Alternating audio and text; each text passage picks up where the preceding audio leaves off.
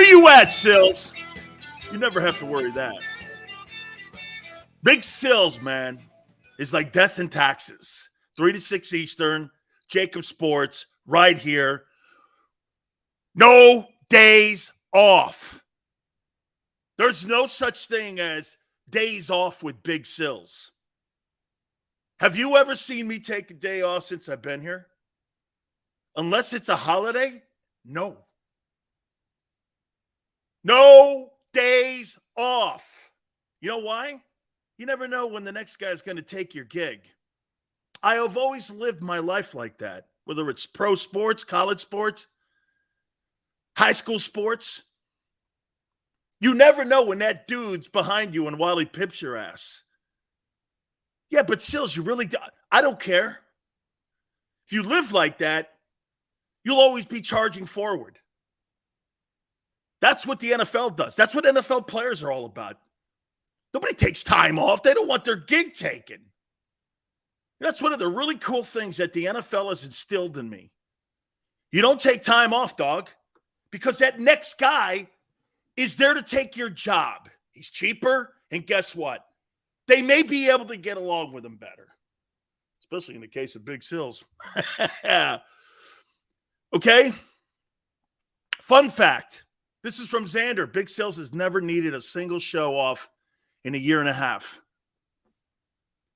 What does that tell you about me? Consistency. I believe in that as a mantra. For you to build anything, you've got to be consistent at it. I don't care what it is. Your family, your job, your home, everything in life has to have consistency to it.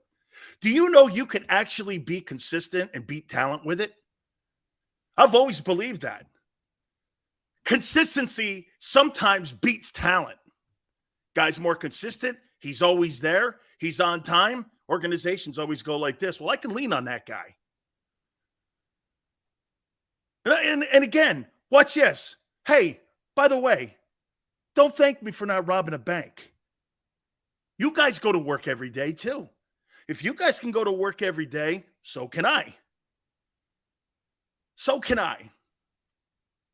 Again, it's not pats on the back. Hey, Dan, congratulations. You work for a living. Correct. Maybe that goes back more to my grandpa. Okay? And my aunt and everybody that helped raise me.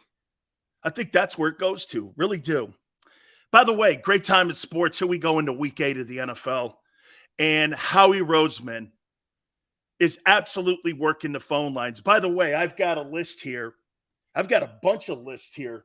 But today, guys, I've got a list of teams that Howie Roseman has contacted for potential trades before next week. And I want to run them by you and get your thoughts. Okay? Showtime's right, Xander. Sills may not have missed any shows, but Wi-Fi surely has. Hey, fair enough, dude. Fair enough. Hey, is Sills Wi-Fi in? You keep bringing that cowboy helmet around. There won't be any shows, man. That thing had reverse juju. I was very disappointed in the cowboy helmet. Just so you know, it's far away from my my Wi-Fi right now. I don't know what it is, man, but I'm very superstitious. Okay? Philly 559. Who's your source? Well, if you ever go on my Twitter page, Kevin Colbert, Tom Telesco, Bruce Arians, Jason Light, Frank Reich. Should I continue? Are you under some guise that the National Football Show doesn't have the biggest names in the history of sports on, let alone football? Are you? All the general managers and head coaches that have come on this program, you know, they all talk with one another. Other teams contact teams and it gets around the room. This guy's on the block here. Sorry, no Twitter? Okay, well, all those men, Philly, have been on this program. The former general manager, who's now a consultant to the Steelers, Kevin Colbert, talk to him all the time. I talk to Chris Ballard in Indianapolis all the time, the general manager of the Colts. Frank's been on the show 3 times. Talk to Tom Telesco. He's been on too, general manager of the Chargers. Should I continue? Okay. Should I continue? Just told you, Nick. All those people I talk to all the time. Bruce Arians is a dear friend. Tells me a lot. So does Jason Light, the GM of the Bucks. Let's go into it here a little bit. Philadelphia Eagle general manager Howie Roseman, Tom Telesco, and all these guys are making the rounds. Here's who's Howie's contacted. He's contacted the Bears. Roquan Smith can be had for a 2023 second rounder. I think this guy is spectacular. He's 24 years of age. Would you give up a 2 for Roquan Smith? Now, know this. I'm not suggesting to you that Howie's making the move, but the asking price for this player that Howie Roseman inquired about is a 2023 second rounder. Would you make a move for him? I think he's worth that. But is there a need on the Eagles for a big-time investment at linebacker? Remember, okay, Edwards is a free agent, and so is Kaiser White. Would you put this guy on your team to solidify your future? Okay? This guy here is a great football player. He's better than anything the Eagles have. The Bears are asking for a second rounder, 2023. Let me move on. By the way, let's stay with the Bears. Robert Quinn. Howie Roseman's inquired about the edge rusher. The Bears want a 2023 third rounder for Robert Quinn. It's a need, too, for the Eagles. We'll go back and look at which one of these players best fits. The Browns, Kareem Hunt. There's reports that the Browns would take a 4th rounder. This is what I'm hearing. Andrew Berry would want a 3rd rounder in 2023 and a 5th rounder in 2023 for Kareem Hunt. This kind of shocked me when I heard that Roseman had made a call to the San Francisco 49ers. Tavarius Moore, safety, San Francisco. John Lynch and the 49ers would want a 2023 5th rounder. Which one of these guys makes sense? Now listen, Brian Burns is a big-time pick. They would want potentially 1 and a 2 for him, the edge rusher for Carolina. That's a lot of equity to give up. Okay? It's a lot of equity to give up, but he's a productive guy. Okay? I know some of you are going, well, I'll take Will Anderson.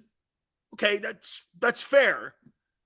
But are you sure Will Anderson's going to have the career that Brian Burns at 24 is already putting up? Okay? Which one of these players makes sense for Howie to add to this football team? Maybe the best move he makes is no move. Roquan Smith.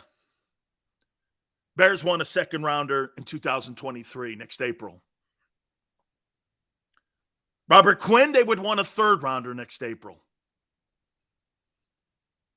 Kareem Hunt, 2023, a 3rd and a 4th. Tavarius Moore, safety, San Francisco, a 2023 5th rounder. These are, I'm sure he's called for more players on more teams. But this is what I've got with these 4 players so far as of today. I'm sure this list is going to heat up even more so. Which one of these guys would you think best fits the Eagles as they come out of this bye week, getting ready for the Steelers this weekend? Flashes, I'd rather have Burns than Anderson or Murphy, but I'm not giving up more than a first and a second rounder. Depth at safety is a need, says Jesse. It is. I'll take Burns, Smith, Hunt, or nothing. JM. They'd have to lay Burns right now, right away, too. Anderson is worth the gamble. But I'll tell you what, JM, Brian Burns can play, and he's awful productive. Quinn and Hunt? Sileo, Howie is saving the first-round picks because he can't get Bryce Young, C.J. Stroud, and Caleb Williams. I don't believe that he's going after Caleb Williams. I don't believe he's going after those guys at all. He's not going after. That's not happening. You know it, and I know it. The best quarterback play right now that is leading his football team is Jalen Hurts in the NFC. That may not be my style of play, but I don't care what anyone says. There is nobody right now that is protecting the football better in the NFC at quarterback right now than Jalen Hurts. You may not like that running style of football when it comes to the quarterback position. That's irrelevant. They're winning ball games in 6-0. I take Kamara over Hunt. Paul, I'm not sure because of the suspension what the status of what the NFL and what the Saints want to do with Kareem Hunt yet. I don't know. You won't have to pay Anderson for 3 years. Okay, so I get that, JM. It'd be on a rookie contract. Okay? And then, by the way, we're obviously talking because the Eagles right now are in the 4-hole for next April to try to potentially. Hey, and by the way, Bledsoe has given me, and I have written down the top 10 NFL prospects as of now. Not where they'll go next April, but the top 10 NFL prospects. I have that here today, too, for you. Does any one of these players that I've talked about here intrigue you at all in any way? Being added to the football team. Any one of these guys. By the way, not to act like Adam Schefter or anything. Okay? Not to act like Adam Schefter. But my phone has been ringing off the hook and buzzing off the hook. And if you hear it, it's because I've been reaching out to people on what Howie's trying to do. And by the way, nobody in the Eagle organization, I want to make it clear, is telling me what's going on. Other people around the league are telling me that they're hearing the Eagles do this. The Eagle did, as I said yesterday, I was pretty shocked that the Eagles did reach out for potentially landing on Christian McCaffrey. And that really tells you a little bit on what they're looking for. I think in priority order, I think they're looking for edge, running back. Now, remember something, too. You know what a guy will do? Say somebody like Howie will call the Bears up and go, what about Roquan Smith? And the guy will go like this. Well, we're looking for a 2 for him. And on the way out the door of the conversation, Howie will go, hey, what about Robert Quinn, man? Are you guys thinking about listening to anybody on putting up some trade for Robert Quinn? You may want a guy, but you also, too, want to make sure that you're not tipping your hand to the rest of the players and teams in the NFC East. You don't want to tip your hand to the Cowboys. These guys are all monitoring this. Giants are monitoring it. Okay? I guarantee you right now, the New York Giants regret letting James Bradberry out the building. There is no doubt they regret that move big time. You imagine what that Giant defense would be if they had kept Bradberry? Okay? There is no doubt they regret that. Man, and you want to hear something? It was over $4.5 million. I don't know, man. That guy's surely playing like an elite corner right now. I mean, he is an elite corner right now. And if you don't think he's elite, the duo is. Xander says, I'd take Brian Burns over gambling on Will Anderson. He's correct. You guys can have your crapshoot of a draft. Man, when you're giving me a 20, hey, how about this? I'll give you an example of why that philosophy is flawed. And I'm not saying Xander's is. I'm talking about people who want draft choices over veteran guys who are young. Any wide receiver coming out of the draft this coming year, would you draft them instead of having a 24-year-old A.J. Brown on your team? Or would you rather have the draft pick? Would you rather have the draft pick or A.J. Brown? Dude, you can have the draft pick. Give me A.J. Brown all night. He's 24. I got that guy on my team for the next 8 years. You crazy? That's why when you say Deshaun Watson, 25 years old, there's not a quarterback getting out in this draft that's better than that guy. As a matter of fact, there's probably not a quarterback in college football right now that's better than Deshaun Watson over the next 5 drafts. That's why you make that gigantic, massive moral gamble on Deshaun. If the league plays him, I'm paying him. That's how that works out. There's not a guy in the next 5 years better than that guy in Cleveland. That's why you put up those draft choices. You can have the draft choices. That's how the Rams think too. Now, the problem with the Rams scenario, they don't really look at it like the New England Patriots do. The Patriots don't necessarily go after high volume and high dollar guys. They go after like top 3 guys. That's why they're not killed against the cap. And one of the issues that you have in New England that's saving them to a point, you're paying a quarterback on a rookie deal. Same thing that's going on in Philadelphia. Yeah, Watson sucks. Sure, guy. Whatever. Dumb comment. Dak is a failure. He's 7-3 versus the Eagles. How's he a failure? Jalen hasn't beaten him yet. Before you start saying that Dak's a failure, he is 7-3 versus the Eagles. Okay? Hurts hasn't beaten that guy once yet.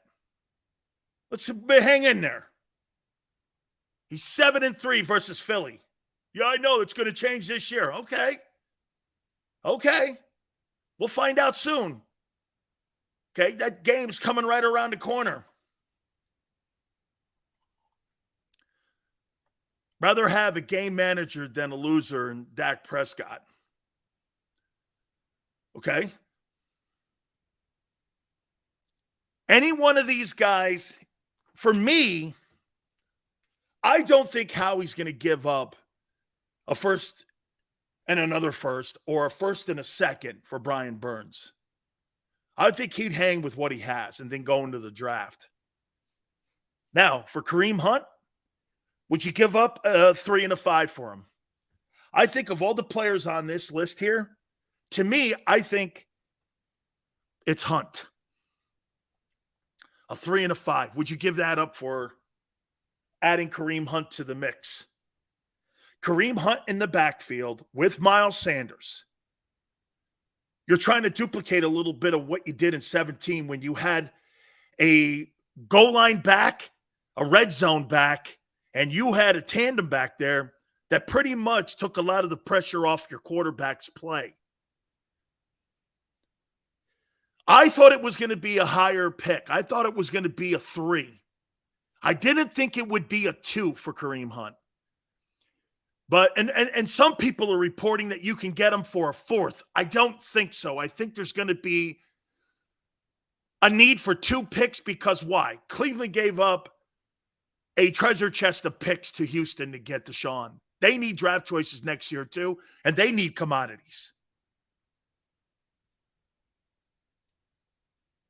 So to me, I would do this too. Kareem Hunt, 2023, a 3rd and a 5th. I would do that in a second.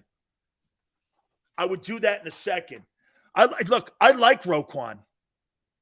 But is there a massive need right now? Hasn't the linebacker play been pretty good? However, you got 2 free agents at the end of the year. Remember we had that conversation about TJ Edwards and Kaiser White at the end of the year? Dude, Roquan's better than any of them guys. And I don't think it's close. Giving up a second rounder for him? That's fair value for him. That's a fair value move. And Xander told me yesterday they have 2 twos coming up in 2023. I don't know, man. That guy could start on this team today. You imagine putting Roquan Smith in that defense? Boy, I'll tell you, the middle of that zone, Jonathan Gannon would not have a soft zone in the middle when he likes to play that umbrella defense in the second half of games when he gets the lead. You have Roquan Smith patrolling the middle in there, you got yourself a playmaking linebacker. Dude, I think TJ Edwards is great, but he's not this guy. He's not this guy. He's not. That guy is a really good ball player. Okay, Xander says, sorry, we have 2 second rounders in 04, or 24, excuse me, not 23. Want to clarify that. Okay, so you give one up this year or next year. I don't know what the structure would be. Of all the guys, now look, Robert Quinn. Dude, Robert Quinn is a really good edge rusher. But you know what you take the gamble of? You're taking the gamble of a veteran guy coming to your football team. You know that Ryan Kerrigan? Everyone thought that move was going to be a superstar move for the Eagles. Ryan Kerrigan gets to the Eagles. He's a non-factor. Is Robert Quinn a non-factor because he comes to a new system? I don't know. You know what I mean? A veteran guy like that, you bring him in, at least a 24-year-old Brian Burns. And I get it, man. You're paying more for a Ferrari. Robert Quinn's more of a Mercedes. I get it. I understand. 2 fine ball players. But one's at the back end of his career and the other one's at the beginning stages of his career. Burns is a heck of a player, man. And I think it's going to take a lot to move him out of Carolina. You're not trying to get rid of great players in Carolina. You're trying to acquire them. You need a quarterback. The age is Danny, you're right. The age is what puts the value on Brian Burns more than Quinn. Quinn's a productive player. Yeah, William. Burns is a stud, man. Okay, he is absolutely a stud. I like this Tavares more also because safety, you probably need a little bit more depth back there because the guys behind the safety guys that you have currently starting are nothing really that could take the place if anything catastrophic happened back there. So you might want a little depth there, and it's a 5th rounder. I'd be willing to part that, to add him to the team to strengthen the defense up there a little bit. But to me, the move is the Hunt move. I was kind of shocked when I heard it once again. A 3rd and a 5th they would take. That's what I'm hearing. Some people are saying a 4. So there are some of your guys. We'll hit on this list a little bit later. Like I said, week 8 of the NFL. We have the Big Sil's weekly quarterback power rankings. Also, I want to compare Jalen Hurts to another quarterback that's playing pretty well, and I didn't realize it. Also, college football top 5 teams. We'll get into that here in a minute. I do want to ask you guys a question about Jalen. What's a successful season this year for Jalen Hurts to continue to get a contract at the end that makes him the franchise quarterback of this team?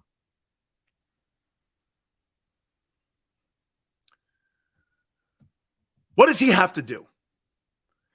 And and by the way, don't start throwing statistics up. Just tell me what he has to do. Don't go crazy with statistics. Just tell me what he has to do. Okay? I don't want to hear 4,030 and come on, we've done that. Okay, we've done that. Super Bowl, we have the team to do it. Pretty big pressure. Successful season is not going 2-4. NFC Championship game, win a playoff game. So what you guys are saying is Jalen Hurts' future resides now, and not what he does during the regular season, but what he does in the postseason.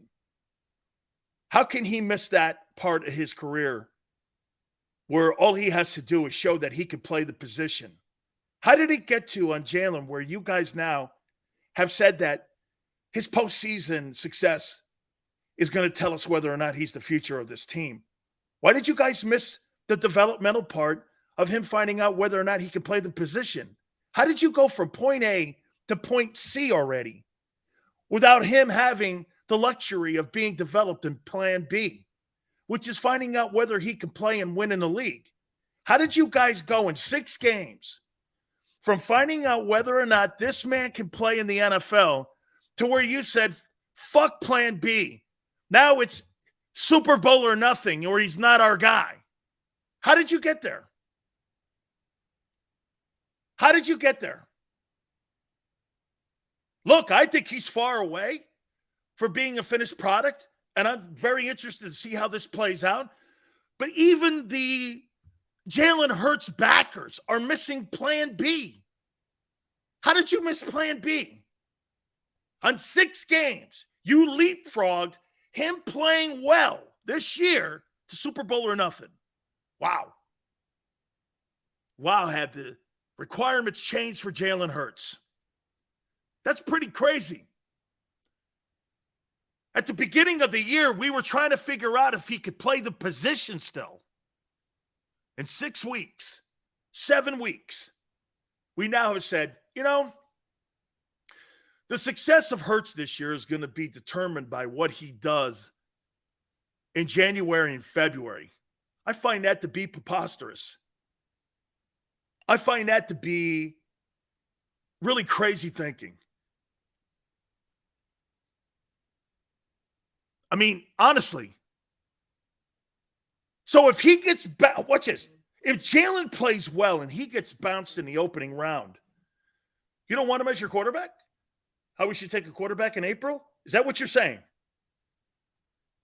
If Jalen wins 13 games, does what Dak did a year ago, and he gets bounced in the opening round, do you still want a new quarterback? Big D, I'm not saying what I said. I'm asking you what you guys said. Okay? I think this year the NFC is wide open, and a team like the Eagles, he should go far. He should be expected to go far. Okay? That team has all the assets, and I picked it to go all the way to the NFC title game. I'm talking about Jalen Hurts and how you see him, how you guys see him. You already know my feeling.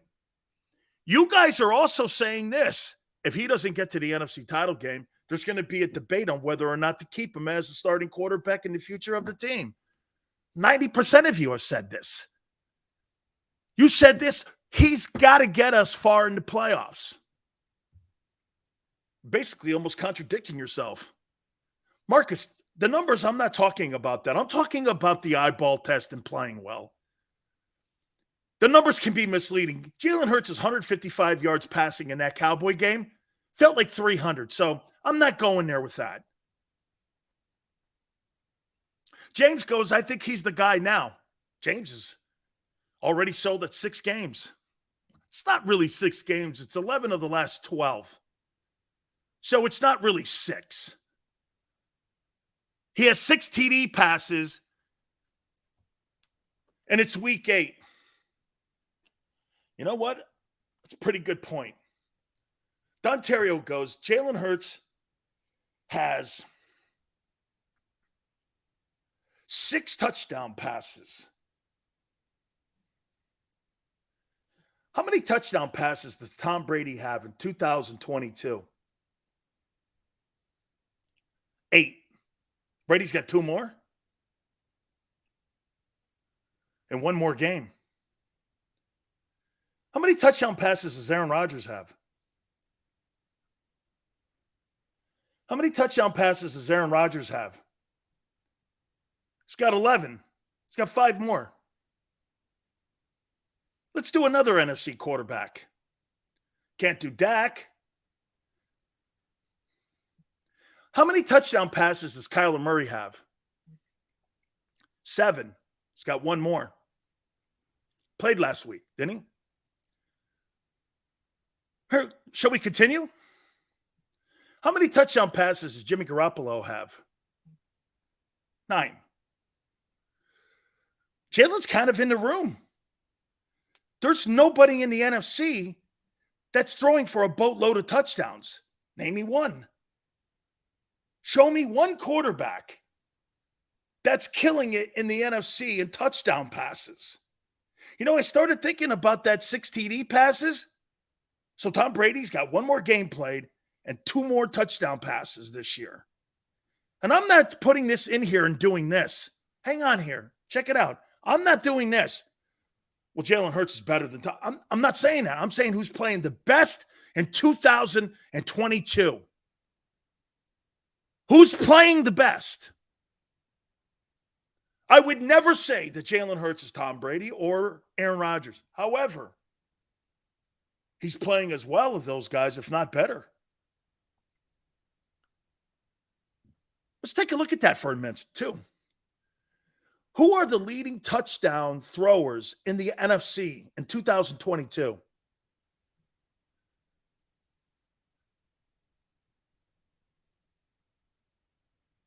Mahomes has 20, AFC. Burrow has 15, AFC. Matt Ryan, who just got benched, has 9.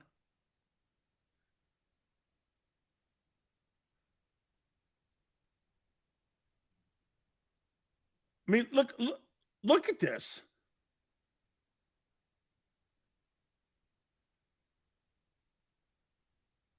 Trevor Lawrence has 9, AFC. Kyler Murray has 7, 1 more. Jared Goff has 11. Jalen Hurts is 6. Kirk Cousins has 9. Nobody's really blowing anybody away in the passing stats when it comes to touchdown passes in the NFC this year. Jalen's pretty much right on par with everyone else. 6 touchdown passes, albeit you see what goes on in the AFC and you go, man, this guy's nowhere near that. Yeah, that's right. Joshua, and the best record in the game. Best O-line, best wide receivers. So, Dak Prescott's had that as an asset with him for the last 5 years. Had the best O-line, some of the best wide receivers, had one of the better running games, gets bounced in the opening rounds, won 1 playoff game. I mean, really.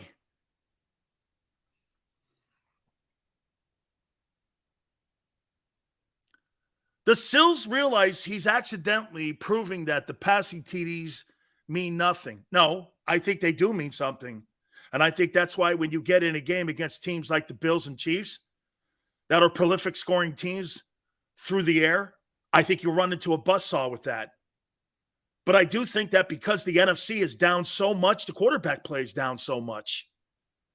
There is nobody playing good football at the quarterback position in the NFC. Not one except for Hurts. Could this change? Absolutely. Could Brady and Rodgers pick it up? Most likely. But when we're talking about 6 TD passes, dude, the lead is anywhere between 6 and 11. It's not like he's not in the conversation with those guys. Look, I told you we'd be fair here in an evaluation here. You guys are saying now if you don't get to the Super Bowl, he sucks.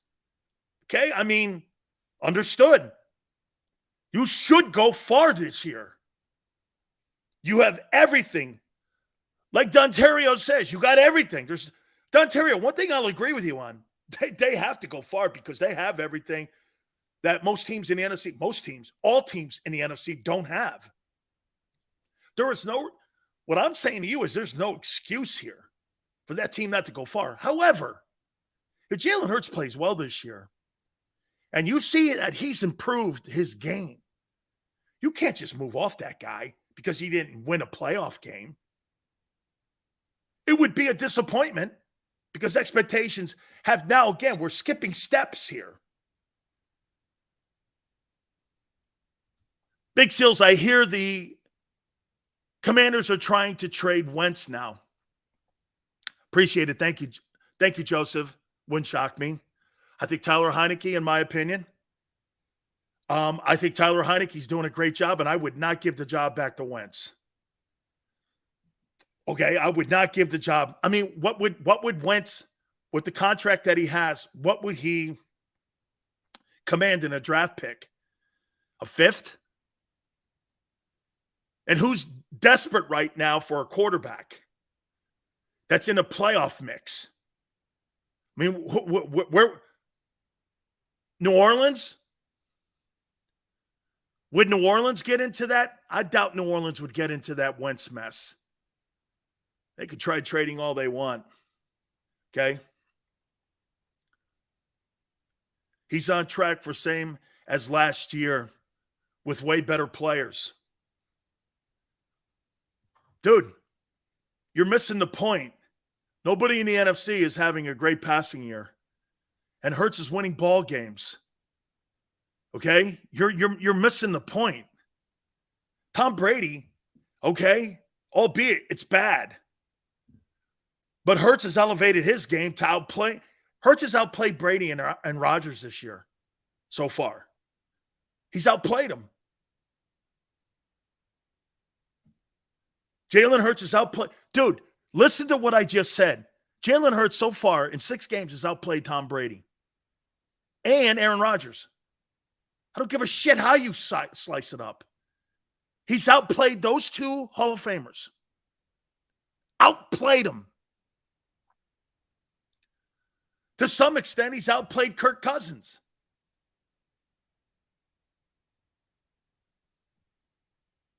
Jesus Criminy?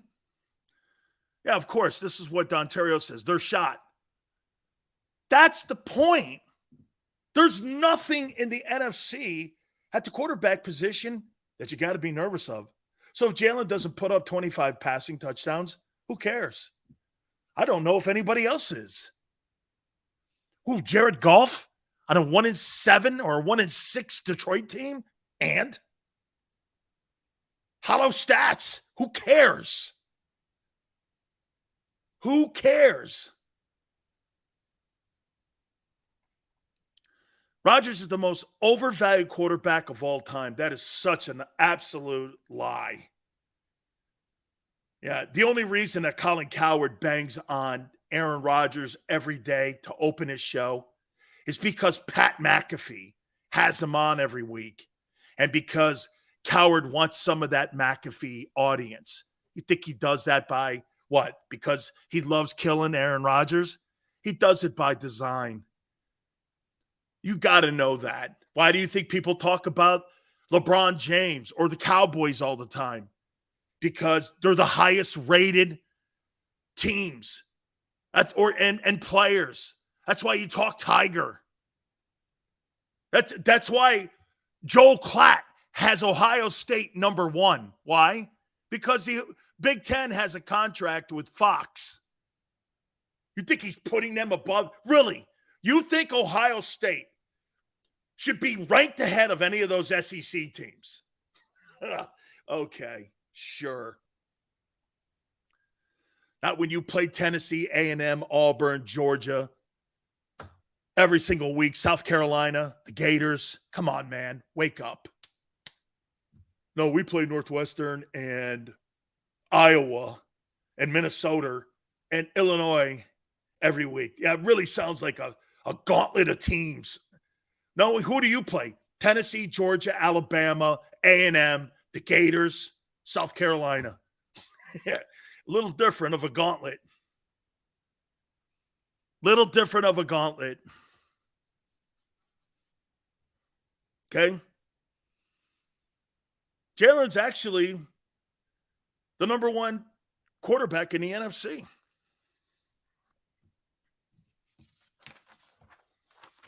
It's pretty remarkable. We're going to take a look at the Big Sales Power Rankings for quarterbacks. Also, week 8 of the NFL. I want to do something right now before the timeout here. Let me ask you something about Daniel Jones. How well do you think Daniel Jones is playing? How well do you think they'll never trade? Carson Wentz is not going anywhere where a team's winning. How well do you think Daniel Jones is playing?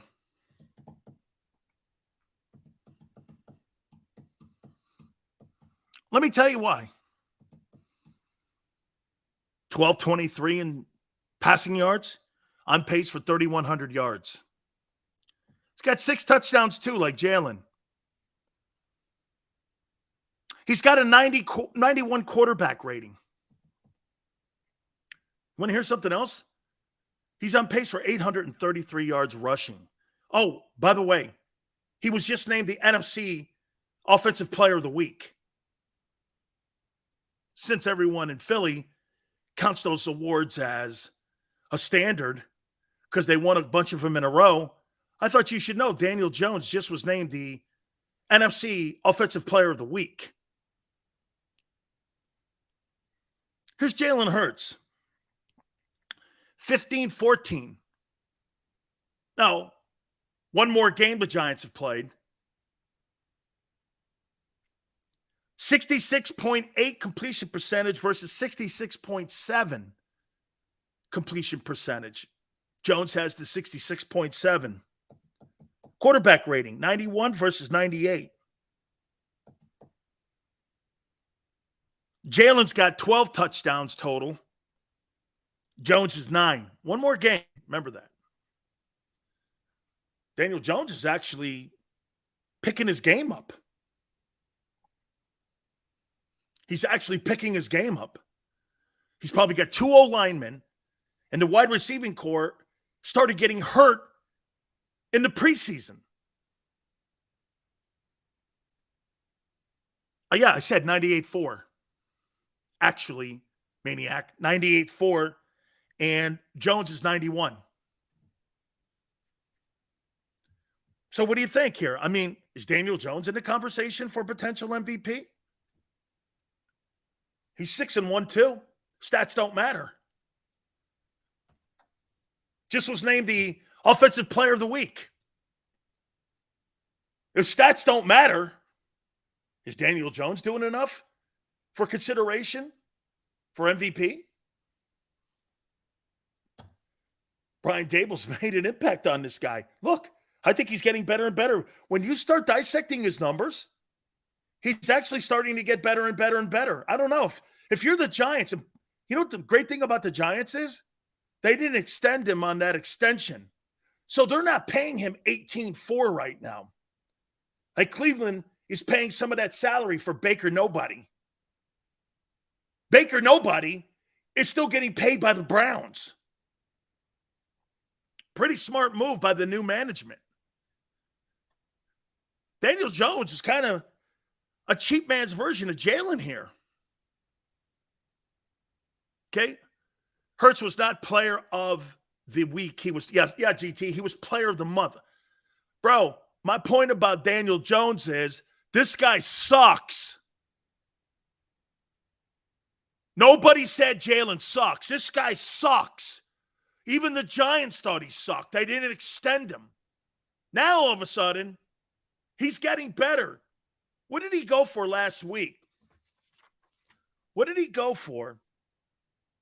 He went for 200 yards passing, 202, a touchdown, and he ran for 107 and a touchdown. I don't know. Isn't that Jalen Hurts stuff? You can't rip Daniel Jones and turn around and look at your own boy and go, well, he's kind of doing the same thing. Daniel Jones is getting better. In a year where quarterback play is not very good, he's one of the few in the NFC that's actually getting better. I'll tell you somebody else. The kid in Chicago, we'll see this weekend because they got the Cowboys. We'll see this weekend how that looks. I think their O-line's terrible in Chicago. Okay, I think that O-line's terrible.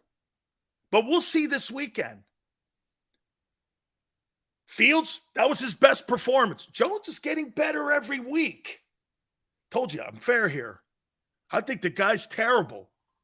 And I'm not saying the Giants shouldn't move off him in the offseason at all, am I saying? But by the way, the more they win, the less chances of them landing one of those elite guys like the kid from Kentucky or the guy in Ohio State. The more you win with Daniel Jones, less chances of you getting that guy. You're making a fundamental decision right now. Is Jones the dude? Brian Daboll is leading the charge for Coach of the Year. He's the Coach of the Year. Nobody. And you would have to agree with me. I'm more surprised that the Giants are 6-1 than the Eagles being 6-0. I'm more surprised with that. Because Jalen is actually functional. Now he's even showing that he's an MVP candidate. But Daniel Jones, no one thought this. Dave Gettleman had that team. He had that thing strapped to a post, and it was on fire every year he was in New York. That guy couldn't find one O-lineman. Give Nick the pick? Really? I mean, I think what they're doing in New York with the Giants is remarkable.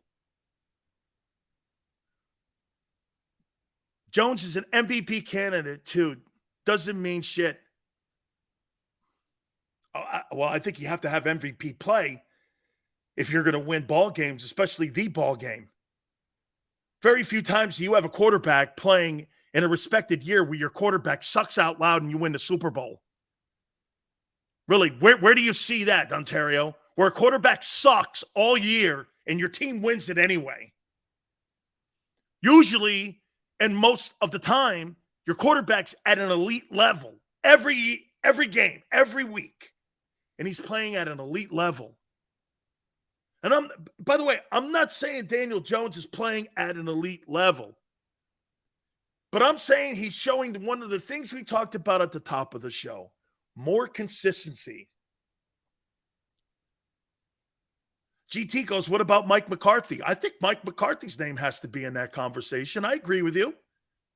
What they did with Cooper Rush and what Kellen Moore did, the offensive coordinator, and how Dan Quinn has really pulled together the best defense in the league. The best defense in the NFL is in Dallas.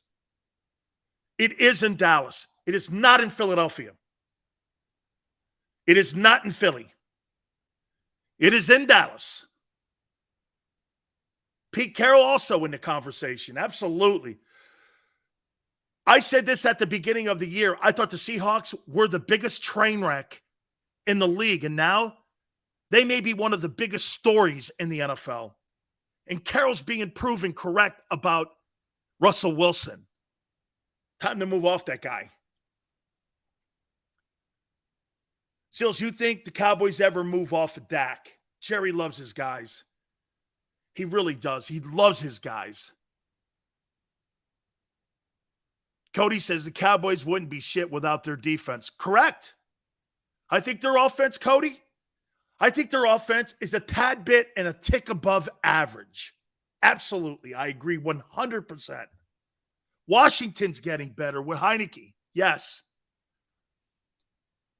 Empire says Dallas defense is not. They are top. Dallas's defense is not. They are top every of the Eagles have more of a complete defense. Absolutely not. They get to the quarterback. You don't. Oh, and by the way, you were really good against Washington. You were really great against Washington. The rest of the year, Hassan Reddick. He kind of gets off the bus. Shows he's got 4.5. The rest of that D-line ain't getting home. Ain't getting home. Joshua says their defense is 3 players. Yeah, well, they lead the NFL in sacks. And probably have the defensive player of the year on it. Our safeties are better. Your safeties are not better. Your corners are better. As a duo. Okay? Look at Solo thinks that he has the best D-line or the best defense when you don't. Yeah, we do. Why? Because it's Philadelphia? I don't think so, guy. Jesse says, Dak owns Hurts. He does. And the Cowboys. He's 7-3 versus them. We lead the league in takeaways. Agreed? Agreed? Great. And you're, once again, at the bottom of the league in sacks.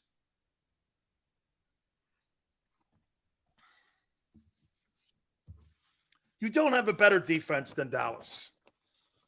Okay? You do not.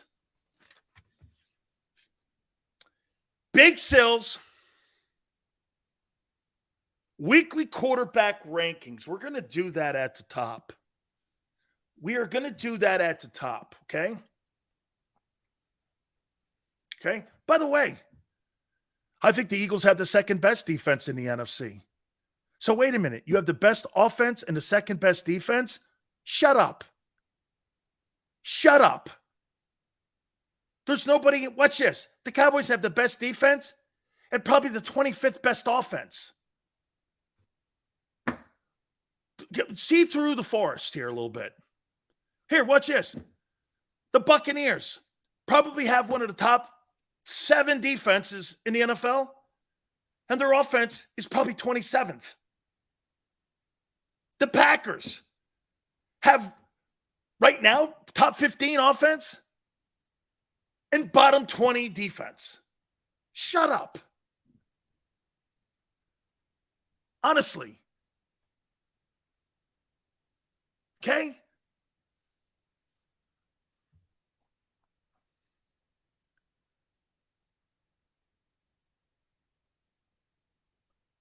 I think Gannon holding the D back some. You're second in the NFC in defense. Shit, you might be second in the NFL to Dallas. You might have the second best defense in the NFL. What are you crying about?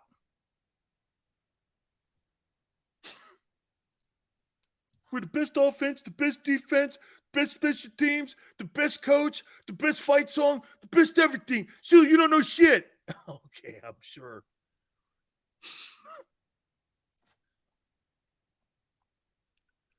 Jacob, think about this for a second. You have something that you had in 17 again that I thought I'd never see. That 17 team, I thought you had the best combo of O-linemen and D-linemen in the league. And that's why you beat the Patriots up. You're doing it again. You got the best O-line and you've got the second best defense. I don't think your D-line's all that hot. I think it's average. I think your D-line's average. Fletcher Cox is not a good player anymore. He's an average player. Okay? Hardgrave, I haven't seen him all year. You got one guy in Hassan Reddick who gets off the bus occasionally. Keith Sweat. Keith Sweat, man. I mean, I thought this guy was going to turn into a every down D lineman. Keith Sweat, man. I don't know. Is his name Keith? Keith Sweat. Yeah. Is that his name? If it was another team that was 6-0, people would have their pad out. What? Eagles are 12th NFL in sacks. Keith Sweat, the singer. That's it. It's Keith. It's Josh Sweat. Thank you, Anthony. I forgot. I thought it was Keith. That's the only Keith. Hey, that's the only Sweat I know is Keith. That's right, Josh Sweat. He plays for the Eagles. I forgot because I don't see him every week. Another guy that belongs on a milk carton sometimes. Have you seen this dude? If so, call 1-800, find him. He's a good singer. He is a good singer. Okay? He is a good singer. Montez Sweat. Oh, yeah.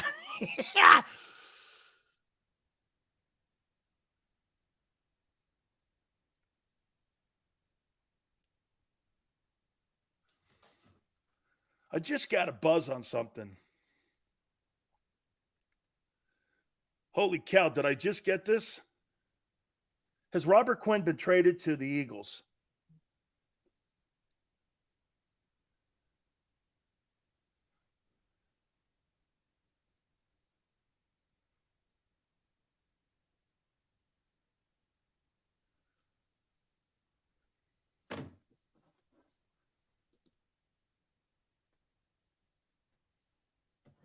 Okay.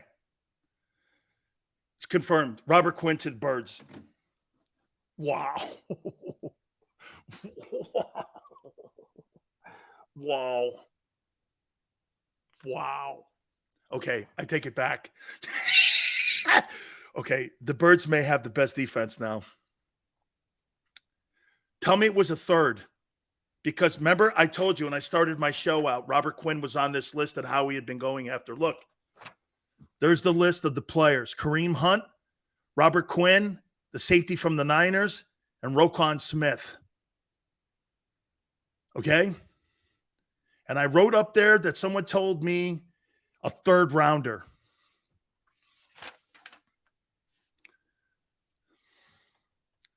Robert Quinn is a true motherfucker.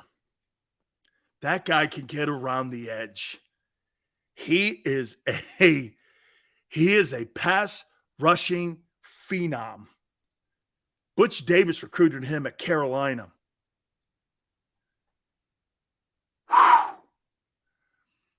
Now, Sills, keep up your Cowboy D-line love.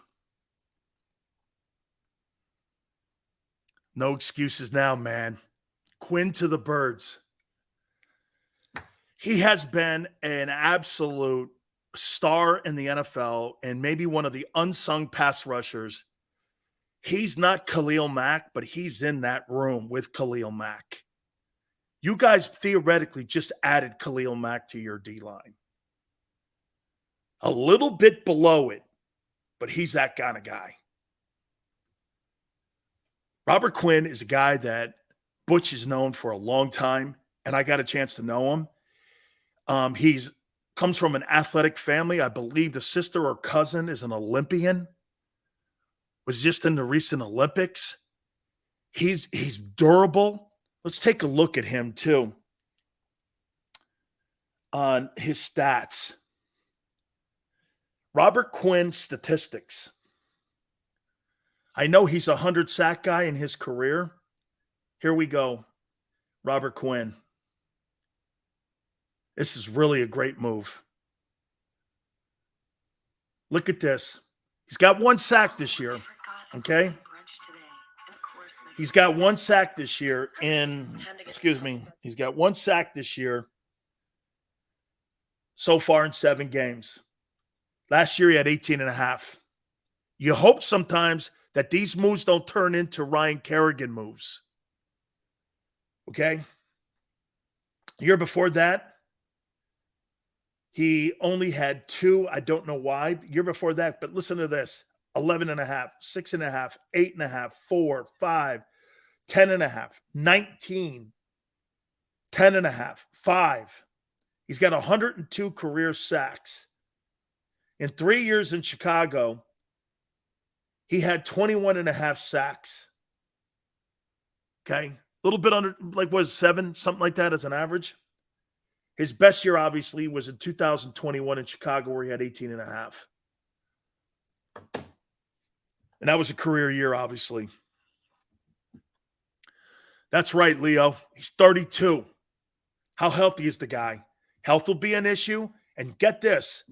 Do you play Robert Quinn every down? Or do you play Robert Quinn situationally? You want him in January and December at 32? Do you want to rush him out there as an every down? I'll tell you what this does too now to Reddick. This has got to put him in a more of a freelance mode now where he can really rush the passer even more so. You got 2 edge rushers. 4th rounder for Quinn? I said a 3rd rounder, I believe. How we got him for a 4th rounder. Man, Now, he is making a killing. So and I do believe he's up at the end of the year. So I think it's a rent-a-guy. How much does Robert Quinn make in 2022 with the Bears? He's making $12.5 million. 32 years old.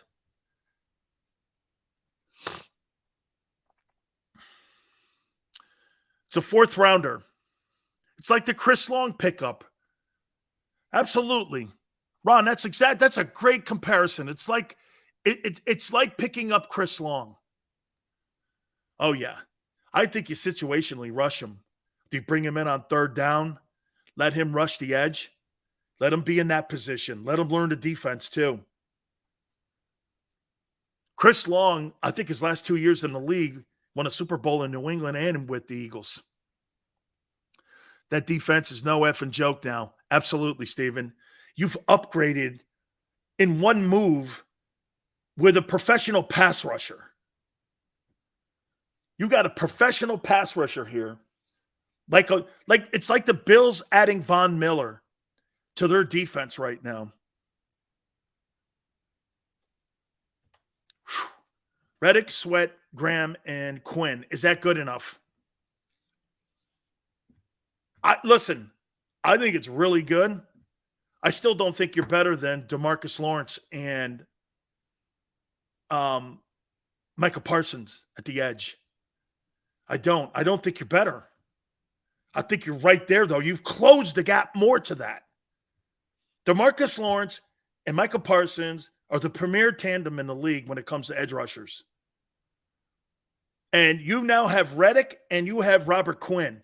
You've closed that gap for sure. Your D-line's not better because your tackles aren't better. Your tackles have been non-existent this year. Okay? I mean, Howie didn't have to blow up a blue chip pick to get him is great. I know, Brian, I saw the one sack. It concerns me a little bit because, like you said, is he healthy? Now, listen, guys, one thing you have to take into consideration, don't get pinned on the name here. He's got one sack in 7 games. Relax. Let's see how he fits in. Before you start calling yourself the best D-line in the league, he's got one sack. He's been underperforming. That whole team in Chicago has been underperforming, though. Okay? Relax. Let's see what he does being added to the mix. If that makes it, and does that rejuvenate him like it did Chris Long? 1 sack in 7 games. Okay? It's a depth piece to replace Barnett. Probably so. But personally, hey, no disrespect to anybody. Derek Barnett, Robert Quinn, I'll take Robert Quinn. I'd like to have both of them. Okay? He's got 1 sack. Before you start, this isn't the 18.5 sack Robert Quinn. Relax. I agree with you. Fat mattress. I agree. 4th rounder to get Robert Quinn. I think the money wasn't an issue. Hey, you know what it shows you too? The money wasn't an issue for the Eagles. Because he's making $12.8 million. He's making a pretty big penny here. Paul goes 1 sack on a terrible D-line. Paul, terrible D-line is an understatement. And it is a point. That's why being added, I want to see it. You know what I mean? Now, here's something else to think about. So you think your D coordinator is going to be skilled enough to know what to do with all these guys? You think Jonathan Gannon is going to have the creativity to know how to use him? Do you truly believe that? I don't. I don't believe that. Okay? So I want to see how this is going to look before we start calling. The Cowboys have had those players and those ends in place. They're a top-rated defense in the league right now. Yes, you are number 1 in takeaways. The most important stat you could have defensively outside of points against is that. I completely agree. Okay, I completely agree. Joshua says his remaining salary 7.11. Can't Robert Quinn play defensive tackle? No, he's 255 pounds. He plays defensive tackle. He won't last until December. Mr. International, I don't think he could play in there. He's 255, I believe. I do think he's 6'2", 255. You're going to put that at D tackle? I can't think hard. Well, both those guys in the middle, though. What is the size of Robert Quinn?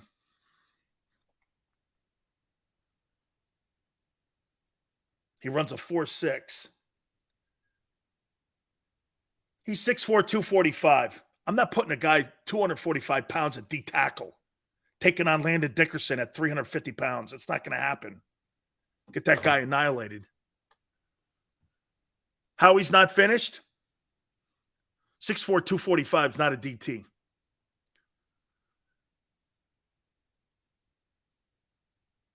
I never said Gannon's doing a good job. I never said that. I said a fair job. No, he's too small. You're right. 245. You're not putting that at defensive tackle. I would play him against the Steelers. Absolutely. I would. Fat Mattress, I would play him this weekend. Get him in here, pass the physical, put him there. Sills, how does he compare to Michael Bennett? The pickup. When Michael Bennett went to Seattle? I think Bennett was a better pass rusher, a little bit.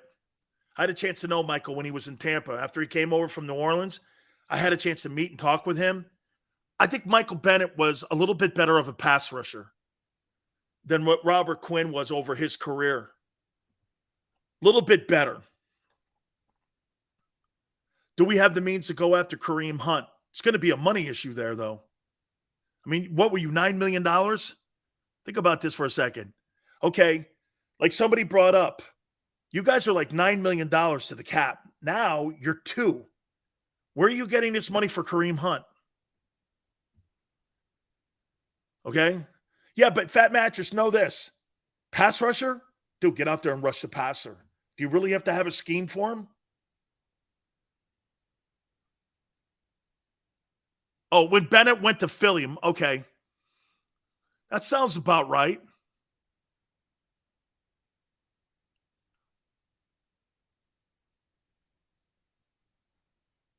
Bears are taking most of the money of Quinn. 8, 9, 10, 11, 12, 13. I think it's pretty split down the middle. Like I said, he's making about $13 million this year. Yeah, Greg, I got it. I remember that now. He played at the back end of his career when he went. I got it. Quinn's guaranteed money is done after this year. Good move for Howie. Yeah, what you did was you just surrendered a 4th-round pick. You lose it. He's not going to re-sign unless he has some sort of like Chris Long impact on the team, which you don't know yet. He's got one. Hey, pump the brakes, everyone. He's got 1 sack. He's got 1 sack.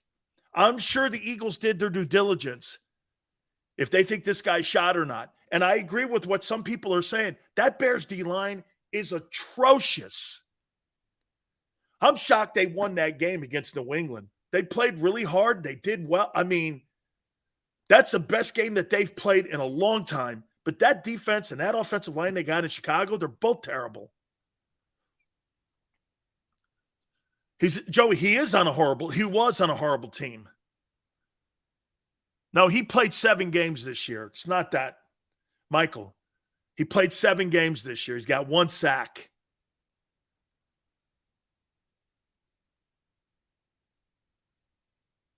The Bears were about to run him into the ground. Dude, the Bears run everybody into the ground.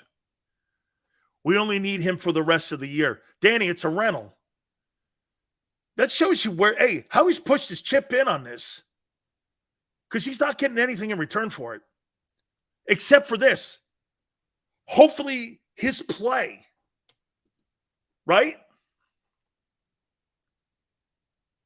Right? Bears are also eating most of Quinn's remaining salary, so very little downside for the Eagles here.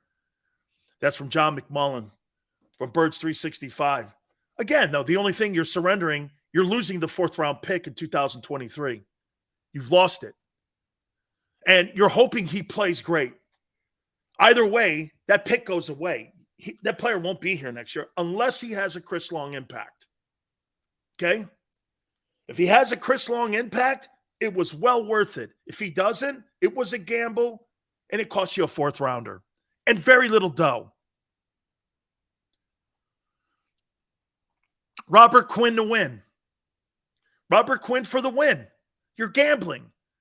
I think it is a strategically well done gamble. I am all for general managers pushing chips in when you see the finish line. You see, Howie Roseman now sees the finish line. He sees it. He sees he can get there. He knows he needs probably some help at safety. He needs edge rushing talent. He could use another back, maybe some depth at tight end. Absolutely. I am 100%, even with the low production numbers this year, Bears are a train wreck. Dude, they're digging out of a hole. Roquan Smith, man, I was a round off for Robert Quinn. I started the show off, guys, saying that Howie had made a call to the Bears. I turned out to be right. Okay? I turned out to be right. He's asked for 2 players, Roquan and Robert Quinn. There they are at the bottom. This is how I started my show out. I heard it was a 4th that the Bears wanted, or excuse me, a 3rd. Howie probably talked him out of it. And the Bears are picking up the dough.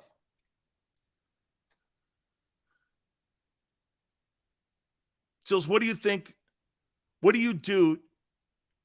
What do you grade this trade? A+, even if it fails. A+. A+. Bears are eating most of the cash.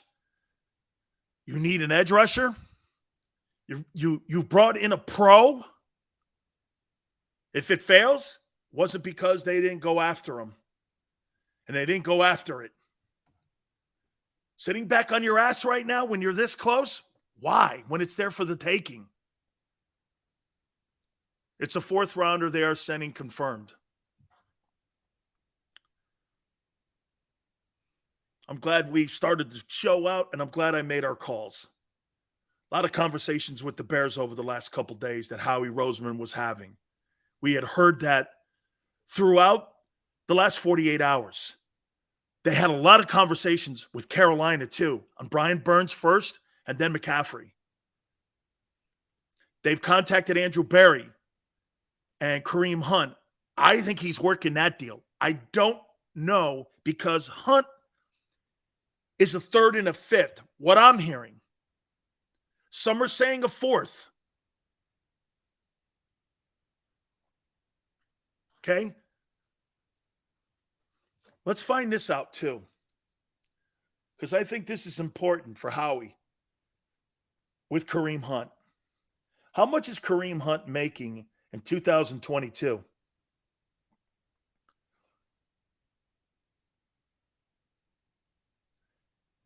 Kareem Hunt will make $1.35 million base and $4.9 million with roster bonuses.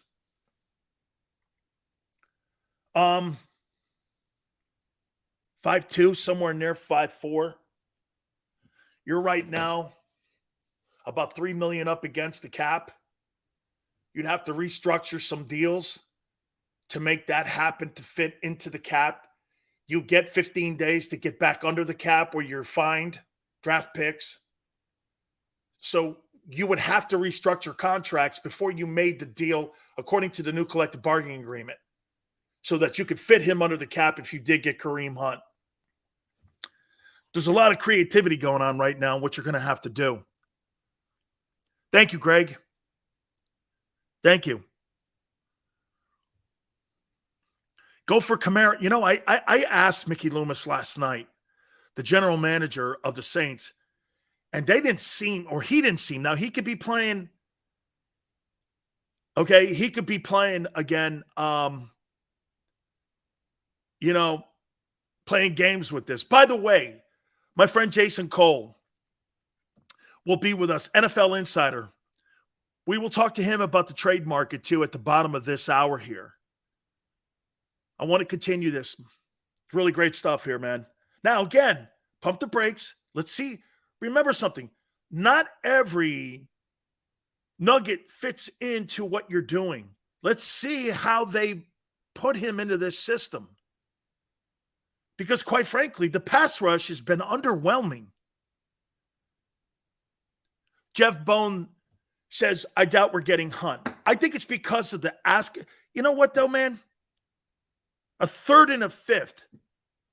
That's pretty rich for a 27-year-old running back who's splitting time in Cleveland. Matthew says, hey, Sills, do you think the Eagles are holding on to the first picks for Young from Bama? Absolutely not. I do not believe that they are taking a quarterback as of October 26th in the first round. Absolutely not do I believe that. Brian, hey, Dan, do you think they could still be negotiating for Smith?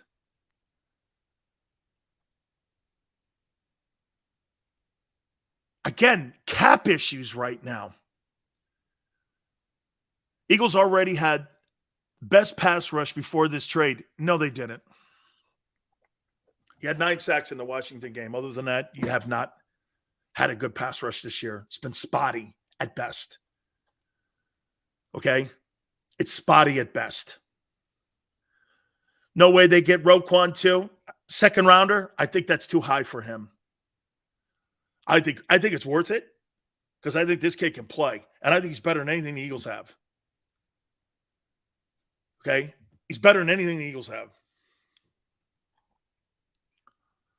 Quinn the Eskimo gets here. Everyone jumps for joy. Vape.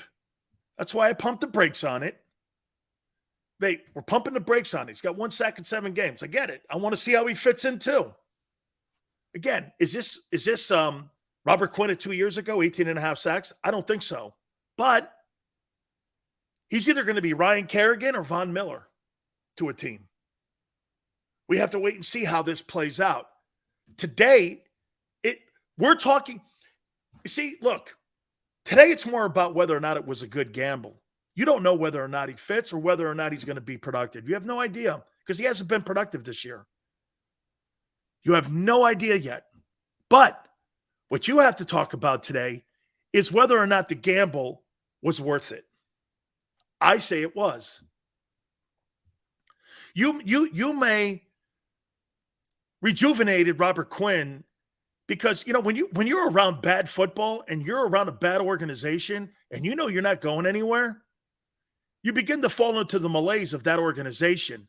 He's going to come to a brand new energy place where energy is high right now in Philadelphia, not just because of the Eagles, but the Phillies and everything. And everybody is high energy right now. High expectations. That could rejuvenate him. That could put an extra gallon in the gas can. And you might get, maybe not Robert Quinn of 2 years ago, but what you might get is a Robert Quinn that's an impact guy on pass rushing on third down. Okay, so, I mean,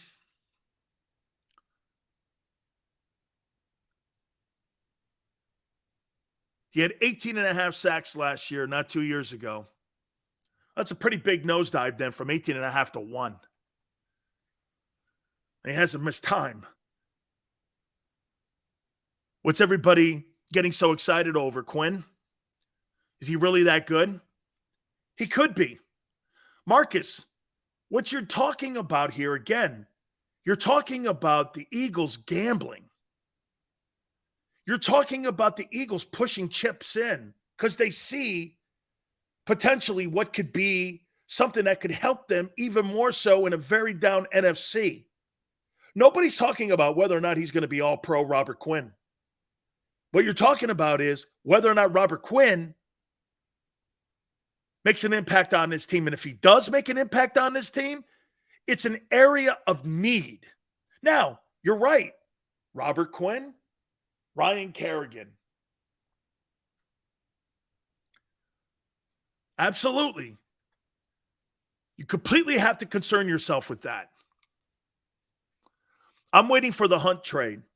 Again, I think that's going to be more of a tougher push because of money, because of expectations. If I'm Kareem Hunt, I would want to leave Cleveland. If I'm going to share time with somebody, why not be on a team that's number one in the NFC instead of being on a team that's going nowhere in Cleveland? And you know Nick Chubb's their one guy.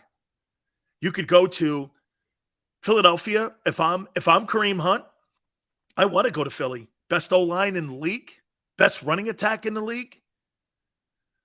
I could showcase my skills for other teams to go out in the open market, see what I did in Philly. I helped the running game even more so. Go outside and maybe get yourself a decent contract if you're Kareem Hunt. Currently right now in Cleveland, he's not going anywhere. Chubb's the guy. And he's never going to make gigantic money. He's got one more paycheck coming his way. That's how he's looking at it. Kareem Hunt to the Bills makes... Dude, don't let Kareem Hunt go to Buffalo. Holy cow. If Kareem Hunt goes to Buffalo, it'll be the move of the trade line, the trade deadline, if that ends up happening.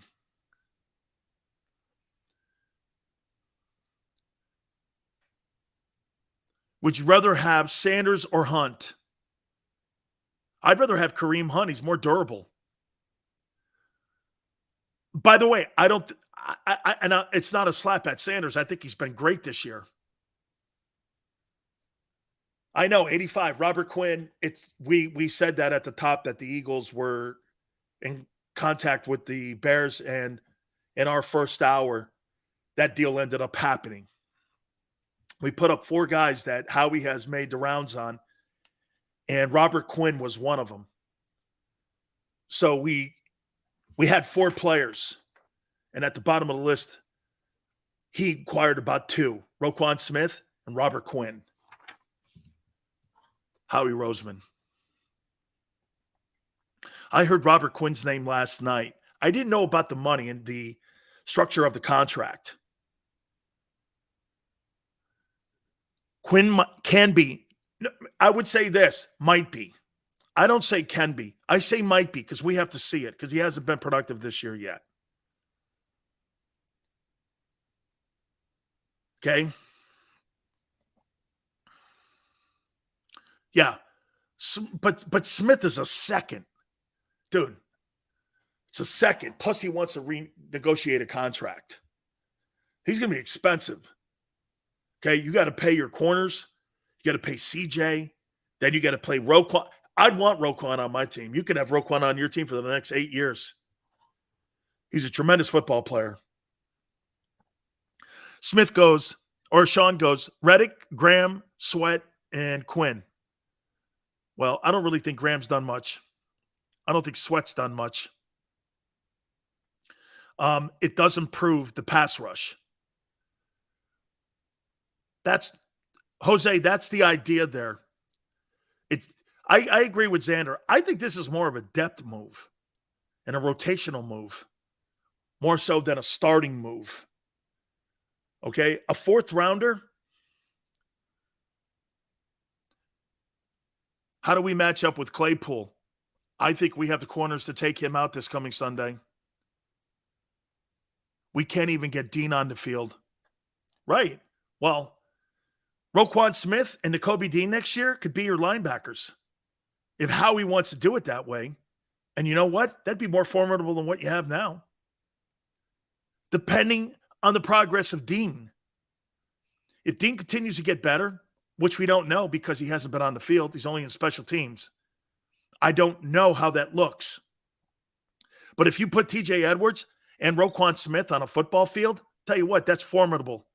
Your linebackers and your DBs, tell you what, man, if I was a pass rusher, Will Anderson fits right in there, doesn't he?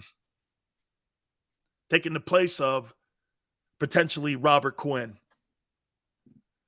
Okay, so if you get Roquan Smith and you have TJ Edwards, you re-sign him. You re-sign your corners. The 4th pick in the draft, you go out and you get Will Anderson. Someone's going to have a really good day. One of the reasons why Micah Parsons is so successful. Micah Parsons is so successful. Why? Micah Parsons is so successful because his cornerback play and his safety plays have been absolutely spectacular this year for the Cowboys. That's why they're getting home. They're getting home with 4 dudes.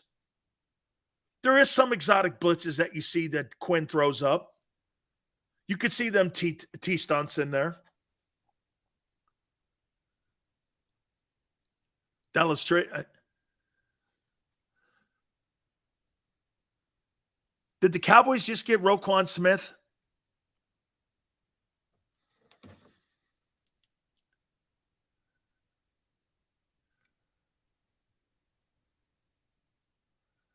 Cowboys, Roquan Smith.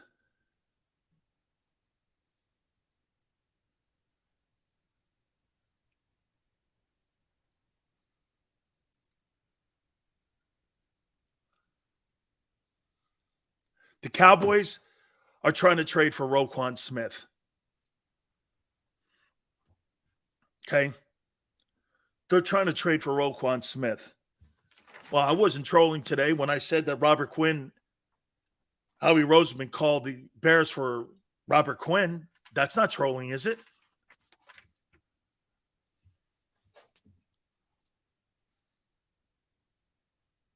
I just had someone goes like this. It's not, well, I'll just ask Stephen Jones. I had Stephen Jones on 2 weeks ago. I just asked him.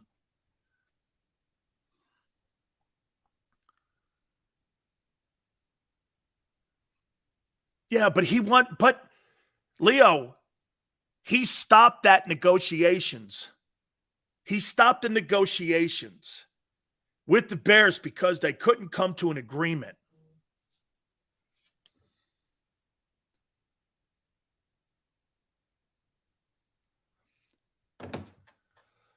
I'm not at liberty to say right now.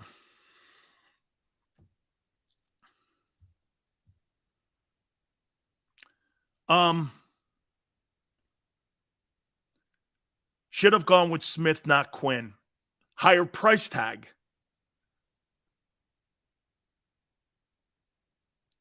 Let's get Hunt. By the way, Jason Cole, our NFL insider, is going to come up here and we're going to talk about all these trades here in a second, hear what he's hearing. Eagles need to keep Andre Dillard. Matthew says, laughing my ass off, no, Sills, I am dreaming over here. Hey, I think it's a great move. I think even if he doesn't pan out, this is not a move you kill Howie for. If it doesn't, and it turns into a Ryan Kerrigan. Okay? Kenzo, you wanted the kid from Denver. That kid, as a matter of fact, that was another that he did contact them because I put that on my Twitter page too. When it came to edge rushers, Howie had these guys. He had Burns that he contacted in Carolina. He had the kid Chubb. Here, let me put the list up here because I tweeted it out. Here it is. Brian Burns, Bradley Chubb, and Robert Quinn. Those are the 3 edge rushers he was targeting. I put that on my Twitter page about 3 hours ago. Those were the edge rushers he was looking at. So, see, Denver's in a tough position right now. Okay. In an AFC, then again, Xander says this. He said it yesterday. You know, a lot of teams in the AFC aren't really killing it right now, except the Bills and the Chiefs. After Bills and Chiefs, where do you go there, too? Hasn't been high-powered offenses. Shit, man, the Bengals are starting to look like maybe the 3rd best team again in the AFC.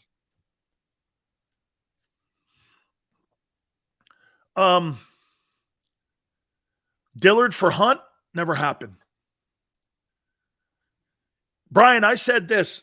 Howie had contacted the 49ers for Tavares Moore safety, and the 49ers want a fifth rounder for him.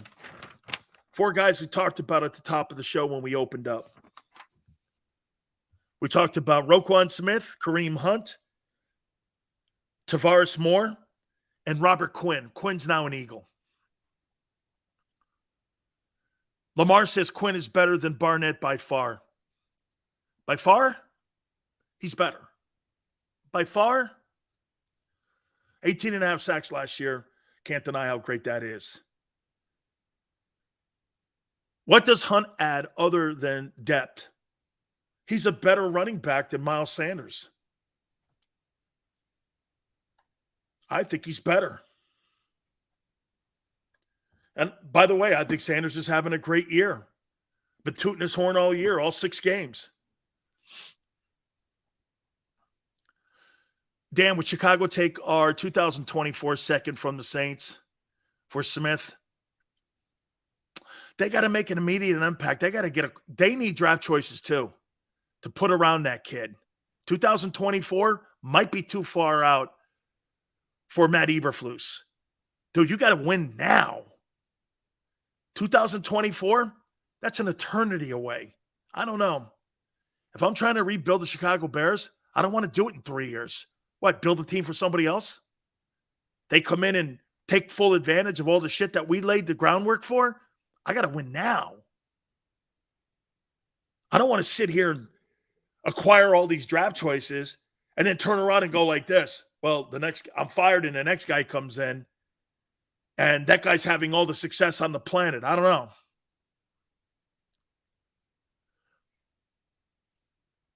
That says, deals, I like Miles.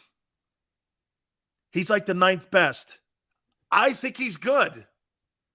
I said it. I think he's got a lot of talent. I think Hunt's better.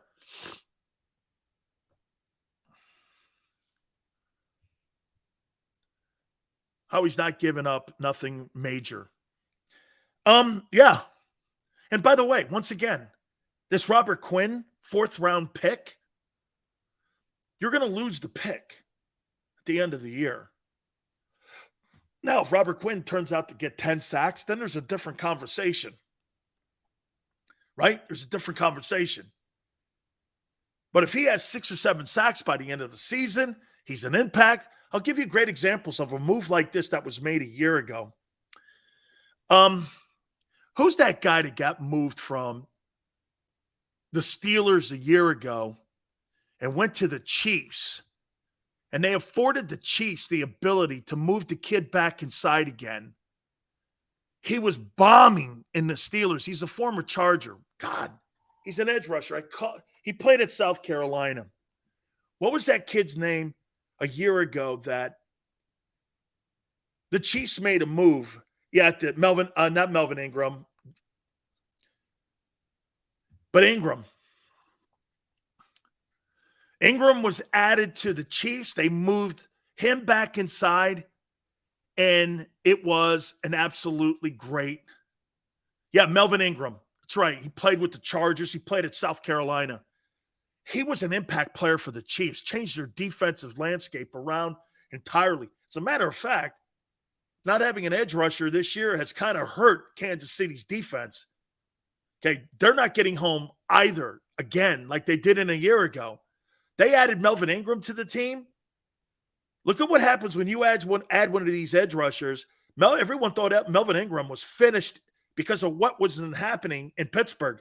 He goes to Kansas City. If I'm not mistaken, guys, remember, I think he had a couple sacks in the playoffs too.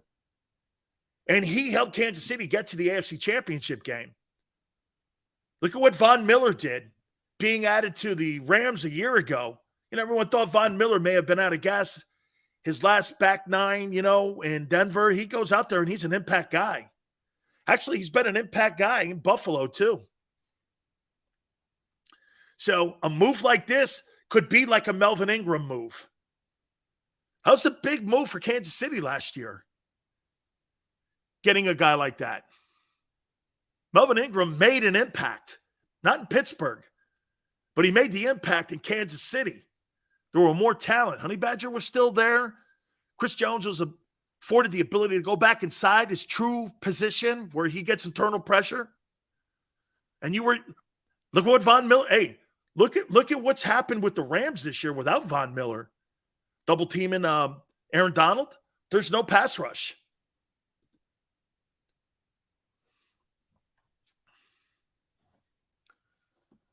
Really great stuff. One more time here, though. I would say this to you.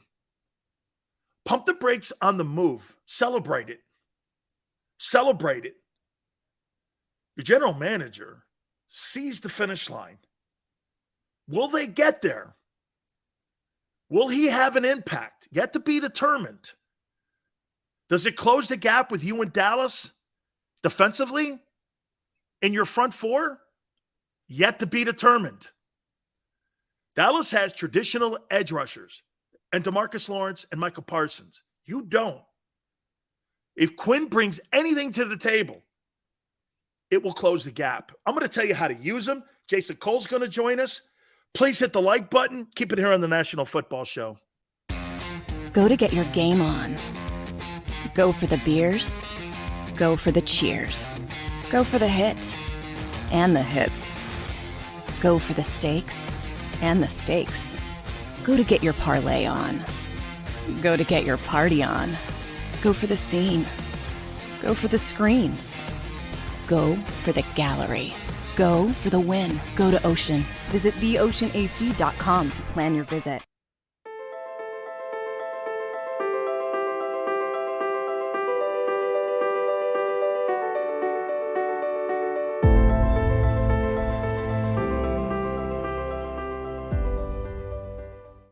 Welcome to Pond Lee Hockey. We've helped over 100,000 injured and disabled workers obtain benefits, as well as some of the biggest settlements in the state.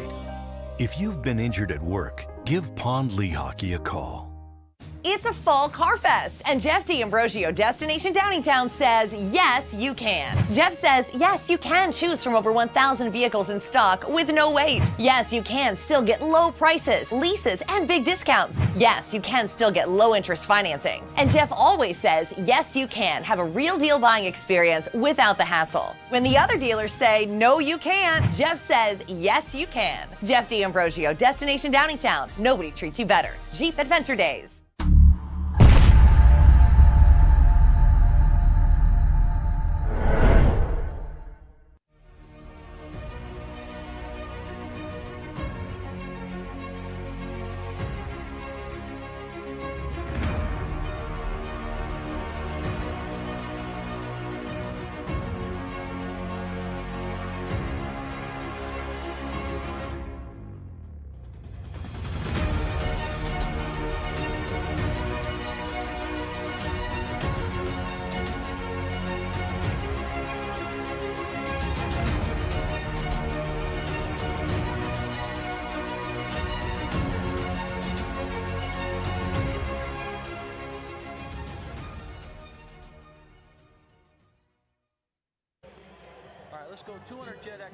Over the last 17 years, we've built a reputation of growing award-winning teams across the country. Staffing is not easy, but that's what we do every day, all day. The key to our success is storytelling, asking the right questions to find the right people. Hi, I'm Gary Kane, president of Kane Partners. We want to be your staffing partner.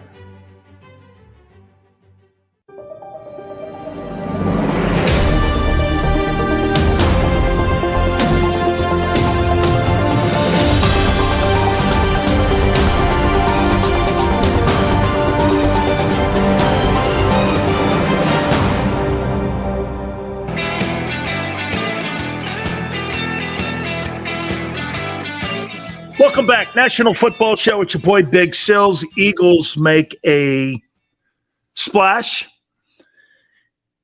by acquiring Robert Quinn for a fourth-round pick in 2023.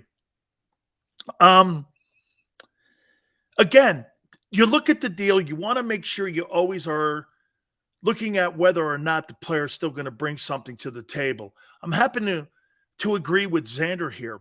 This, again, guys, this is going to be more of a rotational signing or acquiring. This is more on rotational. They're not getting enough in their pass rush. They're not. They know this. They absolutely know this. That's why you're adding this to the mix. By the way, less reps for Robert Quinn might mean more production.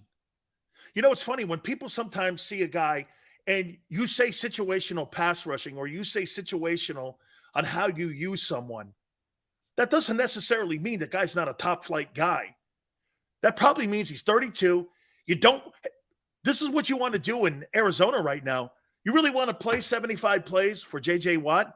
Or do you want to have J.J. Watt down the stretch run? And I'll say this to you. The teams right now that are sitting under 500 in the NFC, you're not out of anything now. The Eagles record, the Cowboy record, and the Giant record. There's 3 teams. And then everybody else, I say from 2 and 5 up, are still in it. It's wide open. Look at what the Buccaneers have on Thursday night. The Bucs have the Ravens. Do you really think the Bucs are beating the Ravens? I don't know. Bucs may go to 3 and 5 after Thursday night in the NFC. That's a great thing for the Eagles. I don't want to see Tom Brady in the postseason. Good. Do I think the Eagles are better than the Bucs? I do, but I don't want to see Brady. I don't want to see any of that. I don't want to see Aaron Rodgers. If I have the least amount of resistance to get to a Super Bowl, who cares? Who cares? Okay? 8th in the league in sacks per game. Hey, Maniac, take that 9 sack total out against Washington. You're at the bottom of the league. There is right there. We're Maniac, 8th in the league in sacks. Where, get this, that stat don't mean shit. Or Howie wouldn't have made a move.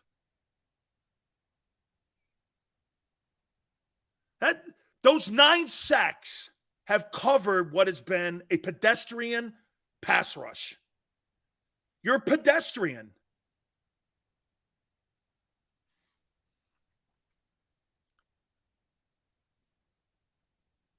I said because I knew that one game inflated it. Maniac.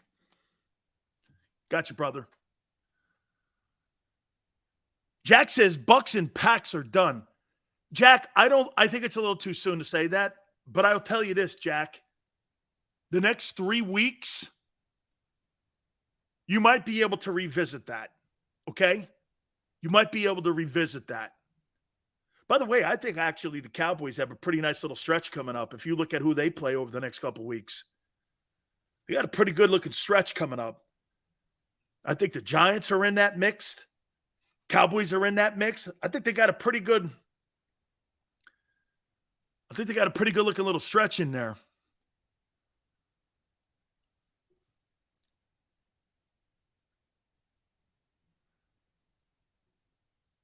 Sills, I love you, but Debbie Downer on every move? Daz, I'm not a Debbie Downer. I'm telling you what was worth it. But to sit here and do pom-poms when the guy's got 1 sack and you don't know how he's going to fit in with a D coordinator I don't think shit of. I'm sorry, man. You don't like it? That's tough shit. That's the way it is. It's how I look at it. Dana, you really calling this a splash? Yeah, because you know why? Howie didn't have to do it. Yeah, Xander's got a great one. Pom-poms are for Brian Burns. You pull that dude in, you got a whole different. How about this? You get Brian Burns, you're the best defense in the league. With Robert Quinn, you're still the second best defense to the Cowboys. Plus 12 in takeaways. That has got to be one of the most fool's gold stat of all time. Turnovers, bounce, tip, pass. How many times do you see teams leading the NFL in takeaways every year? You don't. Okay? When you're a solid defense, you're number 1 in the least amount of points scored, which they're great at. That's a stat I look at. I love the takeaway. There's not taking anything away from that. But to me, Least amount of points, that's the most important statistic. That's what wins ball games. And you're keeping people under 20 points. You keep people under 20 points, you better win a boatload of games in the NFL. And that's what the Eagles are doing. Cowboys are doing that too, though. Why not Dillard for Burns? Man, Andre Dillard is a fine ball player. He ain't Brian Burns. Dude, teams have called Carolina and offered 2 number 1s for him. Andre Dillard? I know you're trying to rob a bank there, but Carolina's not going to surrender that guy for Andre Dillard, who's a backup lineman in Philly. They're going to want assets in Carolina for the new coach that gets the job there. They need to get draft choices. And by the way, I don't think the 32nd pick is good enough for it. The Carolina's not going to take that. Kid's 24. He's averaged 9 sacks every year he's been in the league. Okay? This guy's kind of putting together a Robert Quinn kind of career. He's 24, and you want to give him Andre Dillard. That ain't happening. Right. Joshua, Andre Dillard is a security blanket. He's a safety belt. He's not Jordan Mailata. You would have to get, you know who you would have to give up to get Brian Burns? Jordan Mailata. You want to do that? Hey, I'm sure Carolina would be very interested in listening to this. I'll take your 32nd pick in Jordan Mailata for and Burns. That's the kind of stuff you're going to have to trade to get that guy. Adam Schefter's reporting 2 number 1s. 3 teams offered 2 1s for him. And you want to offer Andre Dillard. Dillard in the 32nd ain't good enough. That's not happening.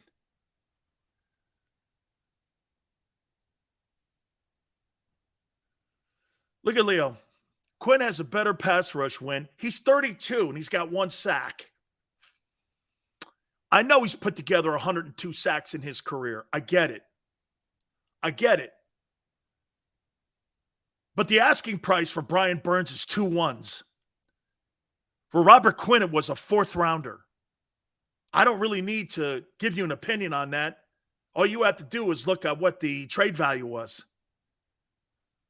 The Bears saw a 4th round pick for Robert Quinn. Carolina's being offered 2 1s for Burns. Andre Dillard. And the 32nd pick ain't cutting it.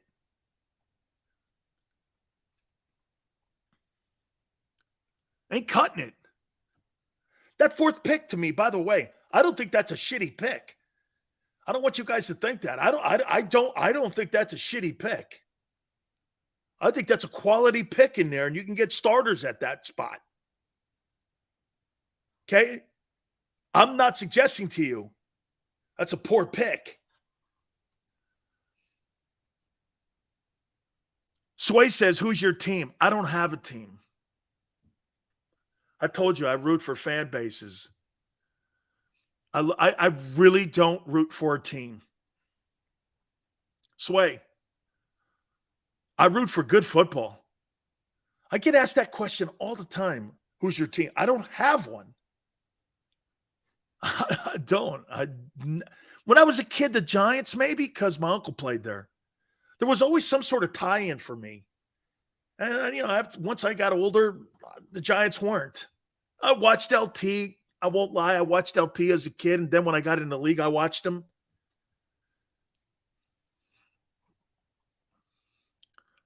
Leo goes, odds Quinn gets a sack this Sunday. 50-50, dude. Dan loves the Eagles fan base. That's why he's here. Totally the truth, Brian. I love fan bases. I love passionate people, even when they give me shit. Who's your baseball team? Yankees. JM, always know this. If you're born right around New Haven, you're a Red Sox fan. South of New Haven, you're a Yankee fan. Oh, yeah, I forgot, too. The team that turns their hat inside out every October. Who's that, the Mets? Yeah, the Mets, man. That's you know who Met fans are. They turn their hat inside out every October. And they go back to being Yankee fans. Talk to me in October. Tell you what, man, I don't know about that Aaron Judge deal, man. I don't know if the Yankees are going to sign him like that. The Yankees are trash, of course. Throw it in that trash can with 27 titles. Oh, Mystic. Mystic's a great place. Mystic's a great place, bro. Mr. Regular Season. That's what Steinbrenner would be calling Aaron Judge. Remember what he used to call what did he call Hideki Arabu? The fat toad. Then he called Winfield, he called him Mr. May or Mr. April. Hey, what do you think of Dave Winfield? Who, Mr. May?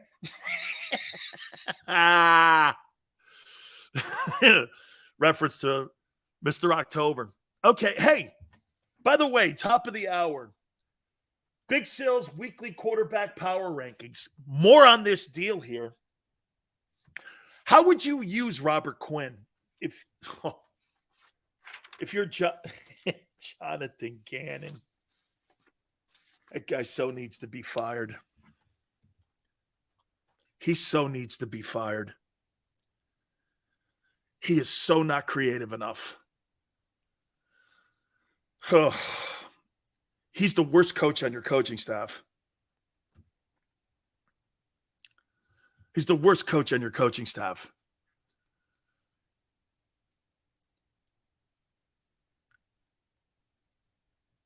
Josh Sweat benched? No, I don't think any of the guys are benched.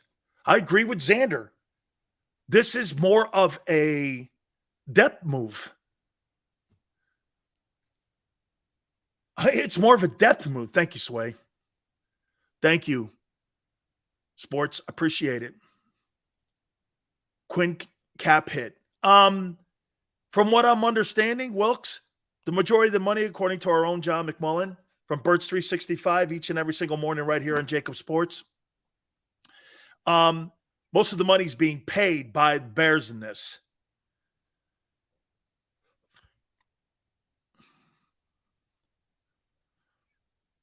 Gannon will have Quinn at quarterback. Jonathan Gannon will get a head coaching job next year. Hey, no doubt, Dicker. There's no question. That guy's going to be he's going to be a hot asset. I actually think the offensive coordinator is better. Shane Steichen. Shane Steichen's 15-4 since he took over the play calling duties.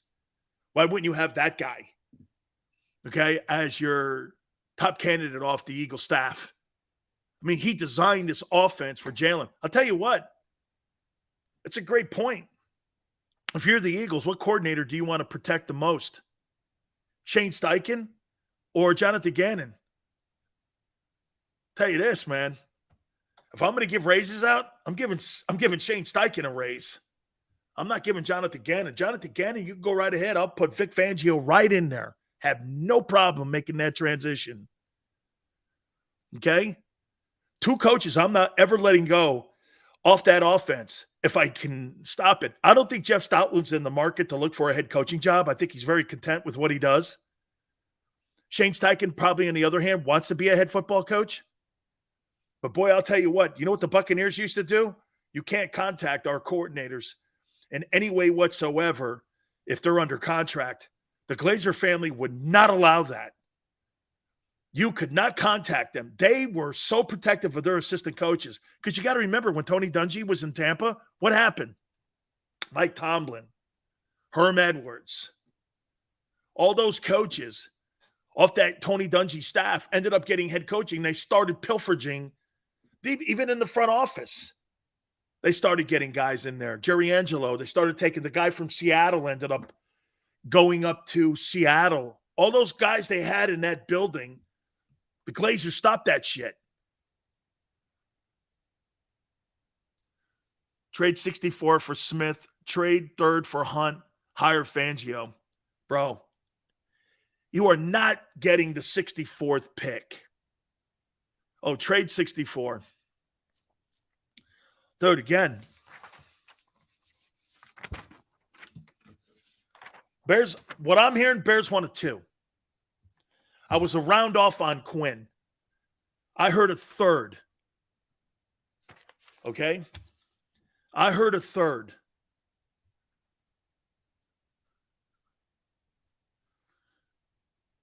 Dan Quinn's getting a head coaching job. Yeah, get his ass out of Dallas. Dillard for Hunt is not happening. Let's see. Dillard for Hunt. Yeah, okay. Dillard for Hunt and a fourth. Remember, Cleveland needs picks. They dumped a shitload of them to Houston to get Watson. They need draft assets. They're not looking for players. They're looking for draft picks next year. Leo, you're right. Why would you want to trade Andre Dillard when you're making a stretch run to go to the Super Bowl and you can have an injury at any time in your O-line and you got two guys that could potentially – Lane Johnson's in concussion protocol and you want to trade Andre Dillard? Really? You want to trade Andre Dillard? I mean, I'm not trading any of them linemen right now. Here, let me tell you the people I'm not trading. I'm not trading Gardner Minshew. I'm not trading any linemen that I have in the O-line whatsoever. Those guys are my security blankets to potentially get to the Super Bowl. You see, these guys have gone through it before with injury issues that they had in 2017. All of a sudden, towards the end of the year, Mulata goes down. Johnson goes down. You're able to put Dillard in there. You're able to put the other kid in there that's been playing pretty decent. The Swiss Army knife. I'm not getting rid of any of them guys. Gardner Minshew, I need that guy in case something happens to Jalen, God forbid. He gets nicked up for a couple games like he did last year. I could slug this guy's ass in a minute. He could carry the mail for a week. Not getting rid of him either. Xander, the kid Jack, what's his name? Jack Driscoll, thank you. Thank you, Steven. Yeah, Jack Driscoll, man. Jack Driscoll, Andre Dillard are your security blankets. You're not getting, and the center kid. You're not getting rid of those three guys. Those three guys got you covered, man. These next 10 games, those guys are all going to play. They're all going to play, all three of them dudes. Why would I get rid of them? And get this, help another team potentially in the NFC catch me, maybe, and weaken myself. The one thing you don't want to do with in-season trades is weaken yourself. So, like, if Jalen gets hurt, Gardner Minshew, who's your backup? Ian Book? Is he still even on the team? Notre Dame flunky. Right? Ian Book? Dude, that's a disaster. Then you're panicking to make a move on a quarterback. Offensive line. Mulata goes down. Lane's concussion. Dude, I got Jack Driscoll and I got Andre Dillard. I can plug in anywhere. Move people around. If I have to move Dickerson around, I can. Not me. Cam Jurgens is the future. You got three dudes that are sitting there waiting in the wings that can help your football team and will help your football team. Bianca, right.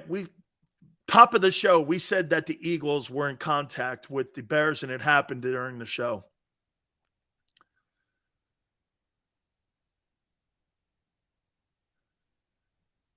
Can't plug Dillard everywhere. No, but you could do Jack Driscoll. And you can move Landon Dickerson to tackle. Slide him out to Mulata spot if you had to. And by the way, Landon Dickerson is playing Pro Bowl ball. No, let me take that back. Landon Dickerson is playing all-pro football. He's playing all-pro football.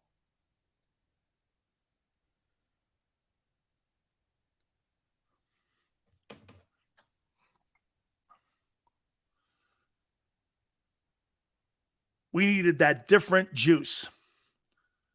So do you like to trade for a fourth Sills? Chris, I love it. By the way, Jason Cole got caught up on a call.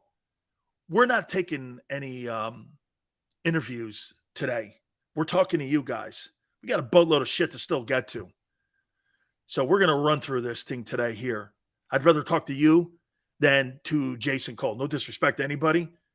But talking about the Dallas Cowboys or the Lions or the Packers or whomever, Doesn't make sense to me, right?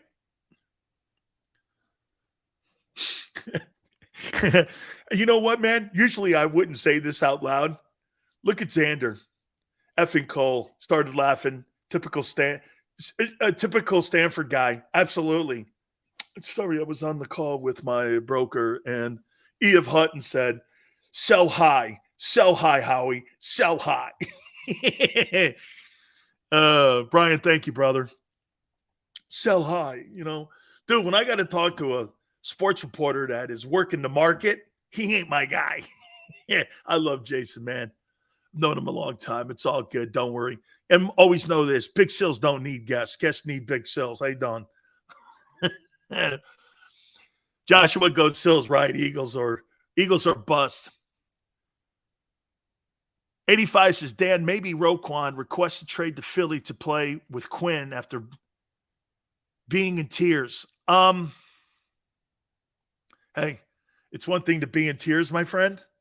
It's another thing when a GM calls and goes, how much you asking for? Well, I want a second. Well, he can cry all he wants. Howie's not giving a 2 up, man. Well, I would. I think he's better than anything you got in Philly. Okay? I bet he's better than Kaiser. He's better than TJ. Dude, this kid Roquan Smith for a 2. How about this? You think you're going to find a Roquan Smith in next year's April draft? Okay, I don't. By the way, when's the last time you had a Roquan Smith on your team? When's the last time you had a linebacker of that talent on your football team that played linebacker like that? Fill the gap. Okay? When's the last time you had a guy like that? Jeremiah Trotter? Dude, this guy's like Trotter. Hey, Marcos, this guy's like Trotter. Might be better. Montgomery, I like that story too. I like that kid from Iowa State. I like him. Michael says that Roquan has been trying to get traded. Him crying isn't going to change the situation. Dude, crying never changes any situation, does it? I love her, man. Will you stay? No. Hey, dude, crying doesn't change shit. Dude, what you don't want to see is Roquan Smith end up in Dallas. Okay? That's what you don't want to see. You don't want to see his ass in Dallas. Hey, I love Robert. He's really a great guy. You're still in Chicago, guy.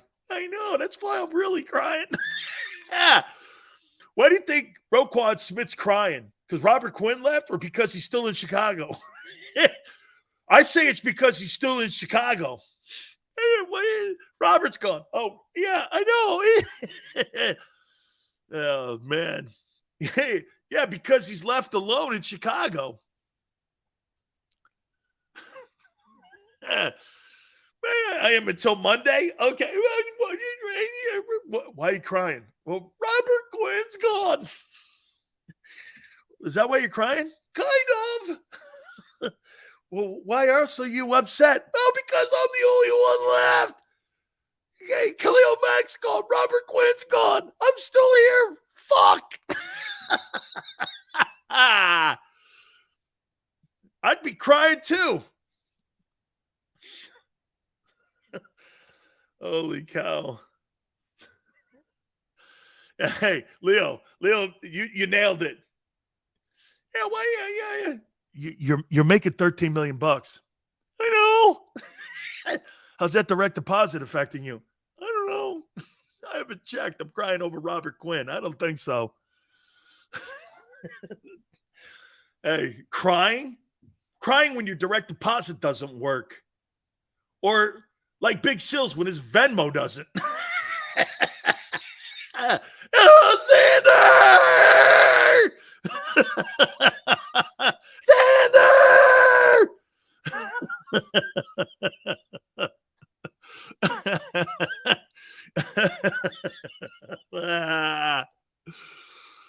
Oh, Matthew. When Would make sense, Sills. Michael would get paid as DE and then pay Roquan as LBs. Boy, I tell you what, man, I think Dallas is really, I think they're trying to make that deal.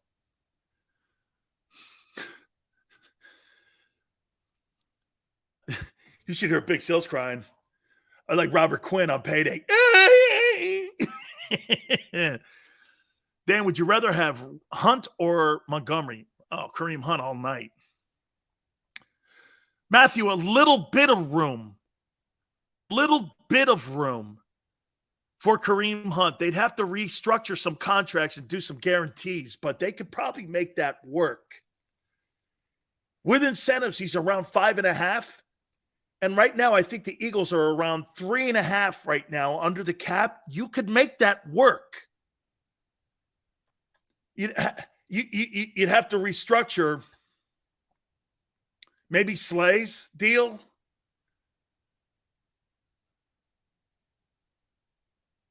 Maybe Mulata's deal. I don't know if you can restructure a Goddard again. I don't know.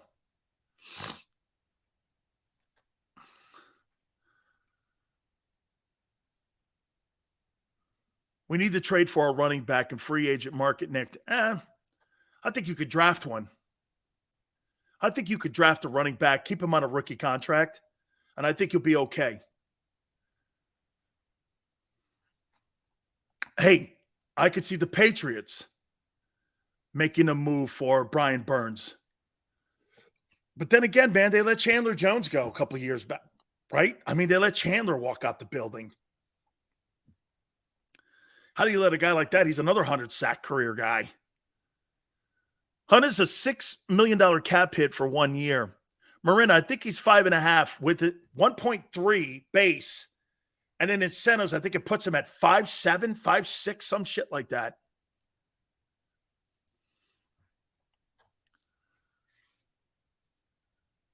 Brian goes, Big Sills, you like fat girls? Always remember this, and I'll tell you a little bit of dating tips here, Brian, since you're asking. If you always want to be fed and loved, marry a fat girl. If you want to marry a really hot chick, trust me when I tell you this, it'll be holy hell. You want to be loved and always fed? You marry a fat chick.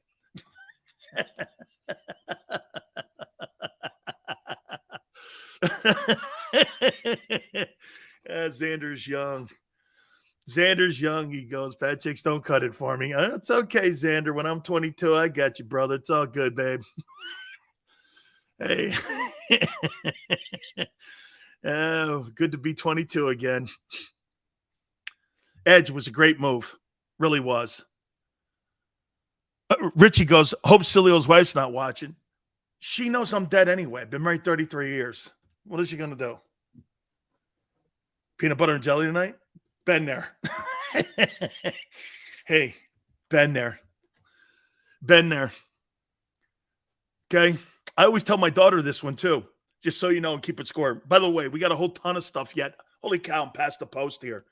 I tell my daughter this, always love a guy who loves you more. You never get your heart broken. And so far, that's worked out for my little Didi. Don't ever fall in love with a dude. He'll break your heart. Make sure that dude loves you more. You'll be okay. Didi's taking that. She goes, Dad, that thing works like a charm. I go, Pop knows a little bit here. She goes, are you happy? I go, absolutely not. Let me take a timeout. Hit the like button. Lot more to hit on, man. Keep it here on the National Football Show. Go to get your game on. Go for the beers. Go for the cheers. Go for the hit and the hits. Go for the stakes and the stakes. Go to get your parlay on. Go to get your party on. Go for the scene. Go for the screens. Go for the gallery. Go for the win. Go to Ocean. Visit theoceanac.com to plan your visit.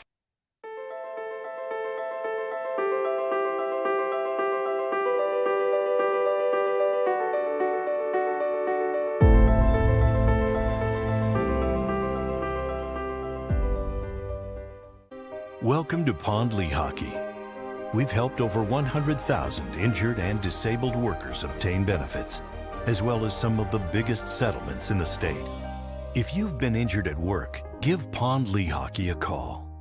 It's a fall car fest, and Jeff D'Ambrosio, Destination Downingtown, says yes, you can. Jeff says yes, you can choose from over 1,000 vehicles in stock with no wait. Yes, you can still get low prices, leases, and big discounts. Yes, you can still get low interest financing. And Jeff always says yes, you can have a real deal buying experience without the hassle. When the other dealers say no, you can't, Jeff says yes, you can. Jeff D'Ambrosio, Destination Downingtown. Nobody treats you better. Jeep Adventure Days.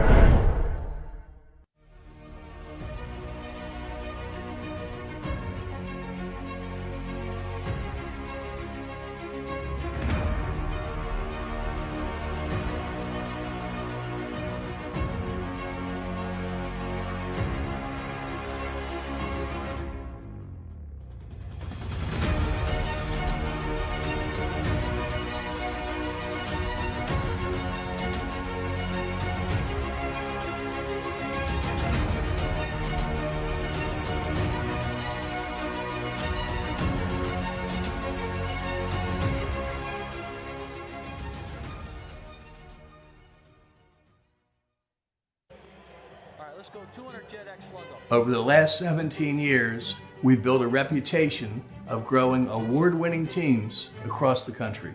Staffing is not easy, but that's what we do every day, all day. The key to our success is storytelling, asking the right questions to find the right people. Hi, I'm Gary Kane, president of Kane Partners. We want to be your staffing partner.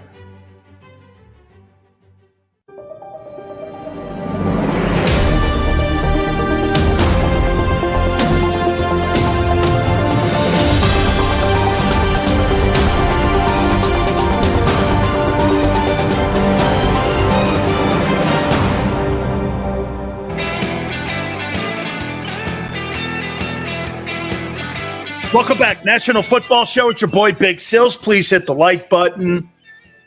By the way, Robert Quinn, a Philadelphia Eagle, we are very proud to have hit that trade on how we opened up the show here today. Once again, we'll reset everything here. We'll reset everything here in a second here. I mean, it's been really a lot of news. Guys, I'm going to tell you flat out here. The Cowboys are trying to get Roquan. It seems to me, though, that Carolina's not going to move. They're not going to move unless they get a ton of picks for Brian Burns. It just doesn't seem.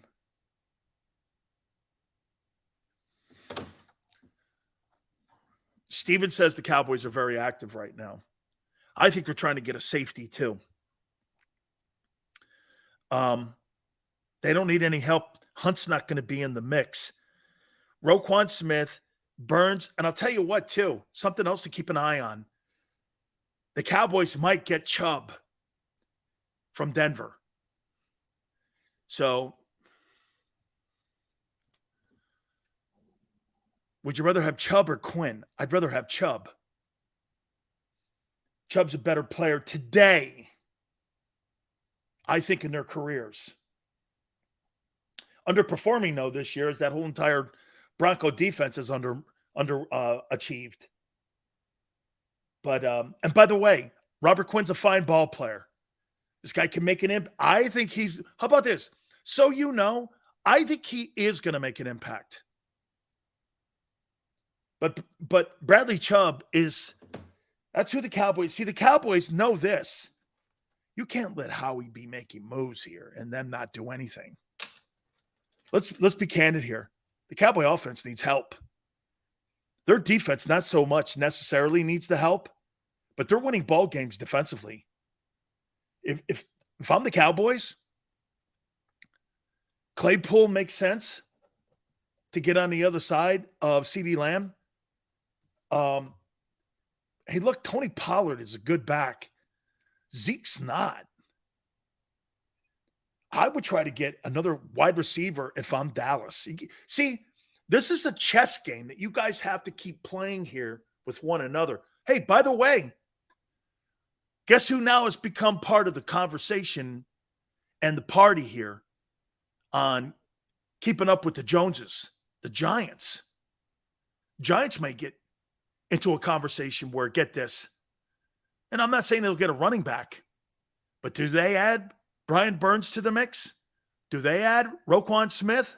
You add Roquan Smith to that Giant defense, you're talking about a massive upgrade for the Giants, who that defense is playing really well right now. Okay? So, I mean, Cowboys need offense. The Giants need some components. By the way, you got to figure out how to help Daniel Jones move the sticks more, too. I mean, it's Barkley, kind of Jones, but their wide receiving core got banged up in the offseason, and their offensive line, dude, you're not going to get a lot of people giving you old linemen going into the November 1st trading deadline. You're not going to get that. You're not going to see. And by the way, there's going to be very few teams out there that are going to go like this. Hey, let me give you an old lineman. So, like, watch this. You think the Houston Texans are going to give the Dallas Cowboys Jeremy Tunsil? Why? What would I make? It's AFC, but if I'm the Cowboys, don't you call Nick Caserio, the general manager of the Texans, and go, hey, you guys are going nowhere. You need draft choices. I'll tell you what, I'll give you a 1 for Jeremy Tunsil. You put Jeremy Tunsil on that old line, all of a sudden the Dallas Cowboys, Tunsil's not an old guy. He's a quality lineman. And you know my relationship with Steven. So I talked to him a lot about this. He goes, what do you think? I go, I think you need O-line help. He goes, we played well. I go, yeah, but you need help. For Dak. Dak needs protection. They need a wideout and lineman. You need to upgrade the Cowboy offense. And that's what they're doing. So when you're a guy, watch this. They're going to upgrade their offense, as is the Giants. The Giants aren't traders. They're buyers now. Shit, get this. Washington's not out of it now. NFC sucks so bad. There's a lot of teams that are not out of it now. You could be 2-5 and still in it. Leo, Steven won't spend money on Roquan. I don't think they have the money to. That's the only thing that protects the Cowboys from making gigantic moves. Is that Zeke contract and the Dak contract. Man, they're wedged against the cap. Now, you could defer money out now because of the new collective bargaining agreement. But, Leo, you're right, because, in essence, where are you getting the money from? You don't have it. You're kind of like the Rams.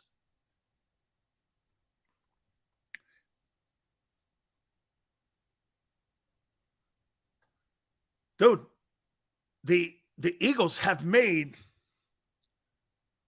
let me ask you this. You think this Quinn move's a Super Bowl move? Dan, would you trade Sanders for Swift in Detroit all night long, but Detroit will never do that? Seals is a double agent advising the enemy. No. I get asked questions by everybody. How do you think I find out what the Eagles are doing? I find out what the Eagles are doing through the Cowboys. You think the Eagles are going to come on this program and tell me what they're doing? I'll just ask the Cowboys. They'll tell me. So you know. How did you think I knew that Howie had contacted the Bears for Roquan and for Robert Quinn? How did you think I knew that? What? Because why?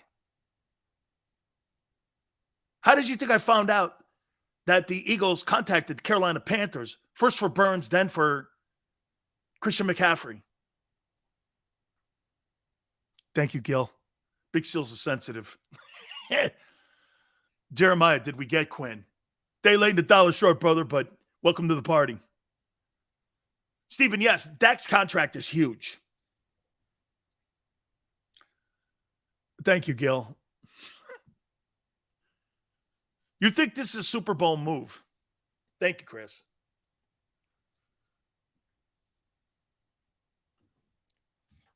Dude, and Michael, always know this. That's why if you always look on my Twitter page, working on a deal, potential.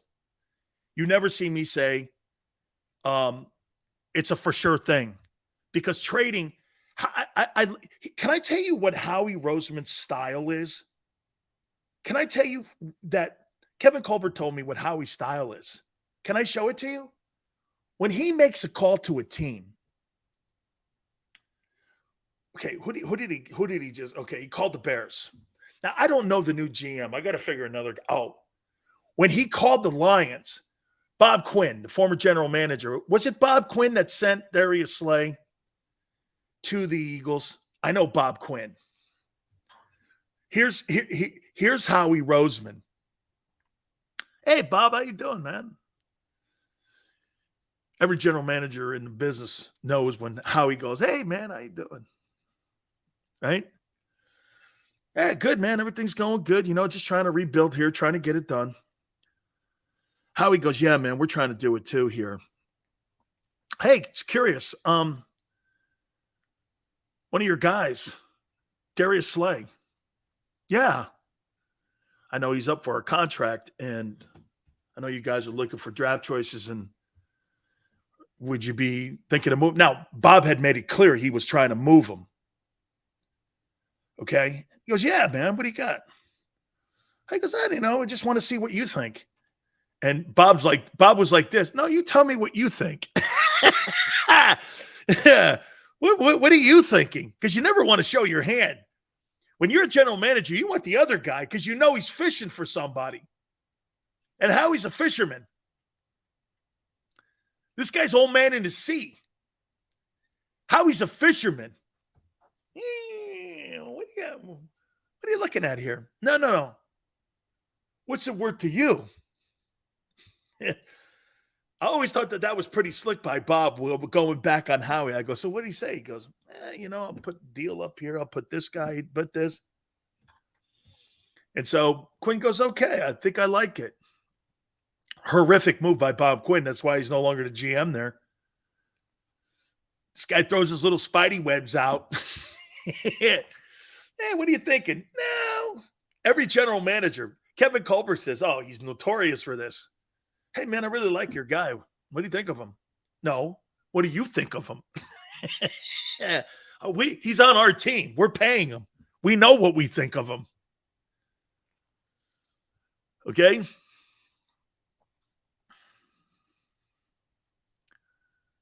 Big Sills. Lisa Ann. Oh, Kim, will you stop? You obviously haven't watched film on Edwards. That's who you talking to. I'd like to hear you. Because he ain't better than Roquan Smith. He's not in his league. That guy don't make false steps. That guy is an all-pro player, Roquan. The Bears wanted 2 for him. Okay? Bears wanted 2. TJ Edwards is not Roquan Smith. Bro, he's not Roquan Smith. Any NFL general manager in his right mind would not take TJ Edwards over Roquan Smith. That's like somebody saying that they would take CeeDee Lamb over A.J. Brown. Nobody in their right mind would say that. But if you ask stupid-ass Dallas Cowboy fans, hey, I'll take CD over AJ. Of course you would. And that's why you get bounced in the opening round of every playoff year.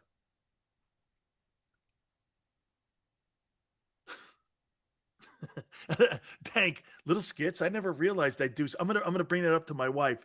Do I do little skits? I may do little skits for her too, and my kid. My kid, I have never had anybody give me more shit than my kid. Whew. I mean, I've killed less of men for that. And she just goes, hey, yeah. I'm like, my wife looks at me and she goes, pretty funny, isn't it? I go, I think so. Edwards does not suck. Nobody's saying that. Nobody's saying that TJ Edwards sucks. Hey, I want to reset it again, what we did. Okay? We opened the program up by saying Howie Roseman had contacted these 4 players, or the availability of these 4 players on 3 different ball teams. And if you notice, they're all relationships. I don't know what the new general manager's relationship is with Howie. I'm not sure about that. But if you look at these relationships here, he knows all of these guys very well. As a matter of fact, Howie Roseman made a deal this past offseason with the 49ers and John Lynch. And by the way, John Lynch and I are dear friends. I contacted just to make sure that the kid Moore and Howie and him had contacted each other. It's pretty standard that everyone knows that these 4 guys are the people that he contacted. Now, there could be more. I'm not saying I have the holy grail here on what Howie's doing. I'm sure there's a ton of guys. Okay? I'm sure there's a ton of guys. Okay? But Roquan Smith, Howie contacted. Bears won a second, 2023. The Browns, Andrew Berry, obviously a relationship with Howie. The Browns, from what I'm told, won a 2023 third and a 5th for Kareem Hunt, who's $5.5 million right now. Tavarius Moore, safety, San Francisco. John Lynch wants a 5th rounder for him in 23. And Robert Quinn, as we said, the Bears wanted a 2023 third. I heard turned out to be a 4th. Okay? Ron says, Sills, what do you think the Eagles' next move would be? I think they should still try to look at Kareem Hunt. This safety kid is a safe. You know what? The kid Moore from the 49ers, you give up a 5th rounder for depth and you protect your safety position, you're not real deep there. Look at the dudes behind the guys you have starting right now. Okay?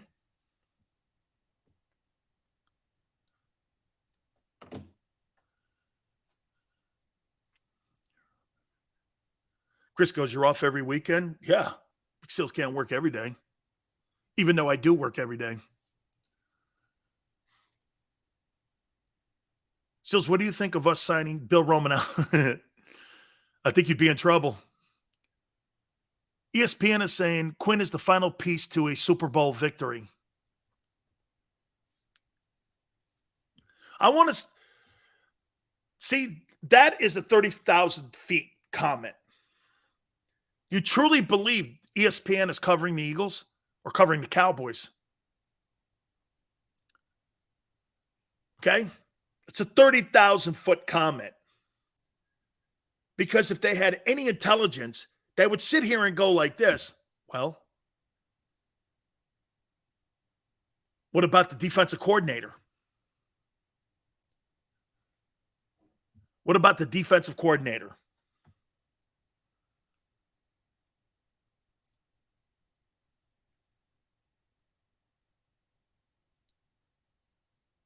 If we have 2 first picks, why not trade the 2nd round pick for Roquan? It's a no-brainer. Sway. It's a cap issue. On top of that, does Roquan want to play in Philly? Maybe, Sway. See, Sway, the reason you're not making the move today for him, the Bears aren't. The Bears are going to get more value closer to the 1st than out. You feel me? They're going to get more as they get closer to November 1 next week. So they're going to go through the weekend. And plus, get this. What if they win? What if the Bears win and they beat the Cowboys? Are you really going to trade that guy away? You're still in it. The NFC blows. You're still in it. Now, you're not going anywhere. So that's another issue you have to do. Okay. Plus, you have to decide, are you going to build a team around? See, to me, I saw something on Monday night when they crushed the New England Patriots. If you're going to build that Bears team around Justin Fields, the way the Eagles are building that offense around Jalen, you might have something. So you might want to reevaluate what you're doing with draft picks. You get rid of Roquan, you take a step back. You might not be good, but you may add Will Anderson or you may add somebody. And the key to all this is rookie contracts. You know the number one reason that the Philadelphia Eagles are in the conversation this year is because Jalen Hurts' contract. I get to play, but he's more valuable to the Eagles right now because he makes $1.4 million. You guys understand that? His salary is what's allowing the movement. If you've got a $50 million or $45 million, that's why the Cowboys may want Roquan Smith or Bradley Chubb, but where's the room for it? Where's the money? Where are you restructuring? Dak's deal? You're going to give him more guaranteed when you're not even sure that guy's going to deliver the goods for you? Boy, I'll tell you what, Jerry Jones cut a check last year for $75 million for Dak Prescott. So he's going to guarantee more on a quarterback. Look at the position they're in. You can't give Zeke the money. He sucks. They're in a money issue. Dallas has spotty talent at offense, but they're more in trouble. I told you this. They're more in trouble money-wise than anything else. Cowboys don't have a lot of lateral movement with the cap money that they have. Okay?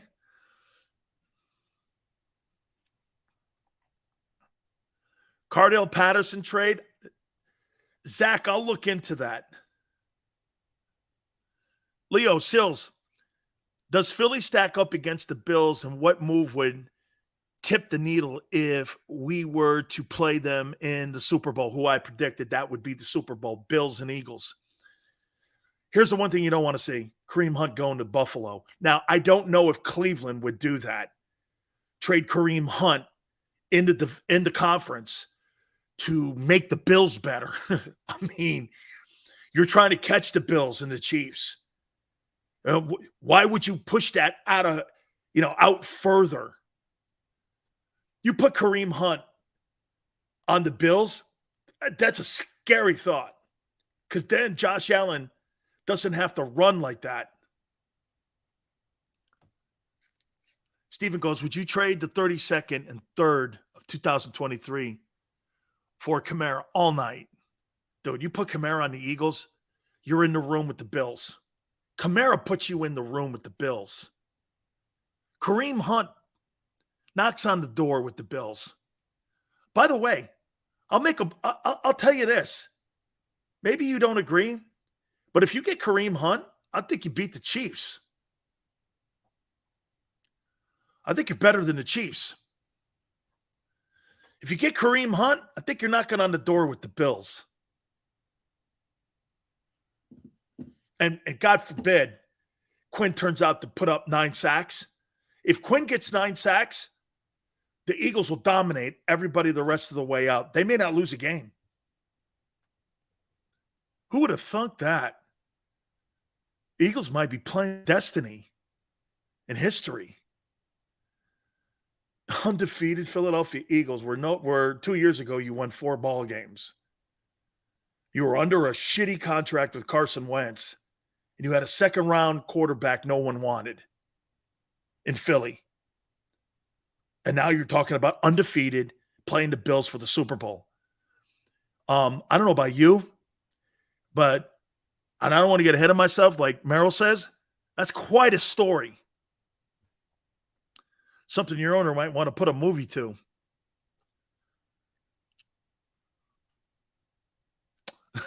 Don't jinx it, Sills. Fair enough. They're going to get beat every game out. Maybe that's what I should do. Don't talk about, hey, okay. I see that. Okay, so I see there's a lot of Italians, African Americans, Jewish folks. I see a lot. We're all superstitious. Mexicans, we're all superstitious. I get it. I'm very superstitious. Dude, the cowboy lid that was sent to me, seriously, I should show you where it is. I can't even see it anymore. After it messed up my Wi-Fi, Xander goes, helmet, Wi-Fi. What do you think, Sells? I'm like, I'm with you. I'm with you, man. Seals called NFC champs before the season. I did.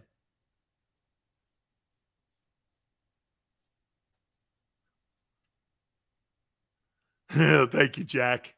Toss that helmet into the Pacific Ocean. Trevor, listen to you, man. Seals, take that helmet. Xander goes like this if I see that helmet on your Twitter page one more time. How many times are you going to post that thing, Sileo? Thank you, sports. Appreciate it. Davis is not a bust. He is not a bust. Jordan Davis is not a bust. He is not. He is a good football player, and he has proven that he can play in the middle. He just needs to up his conditioning.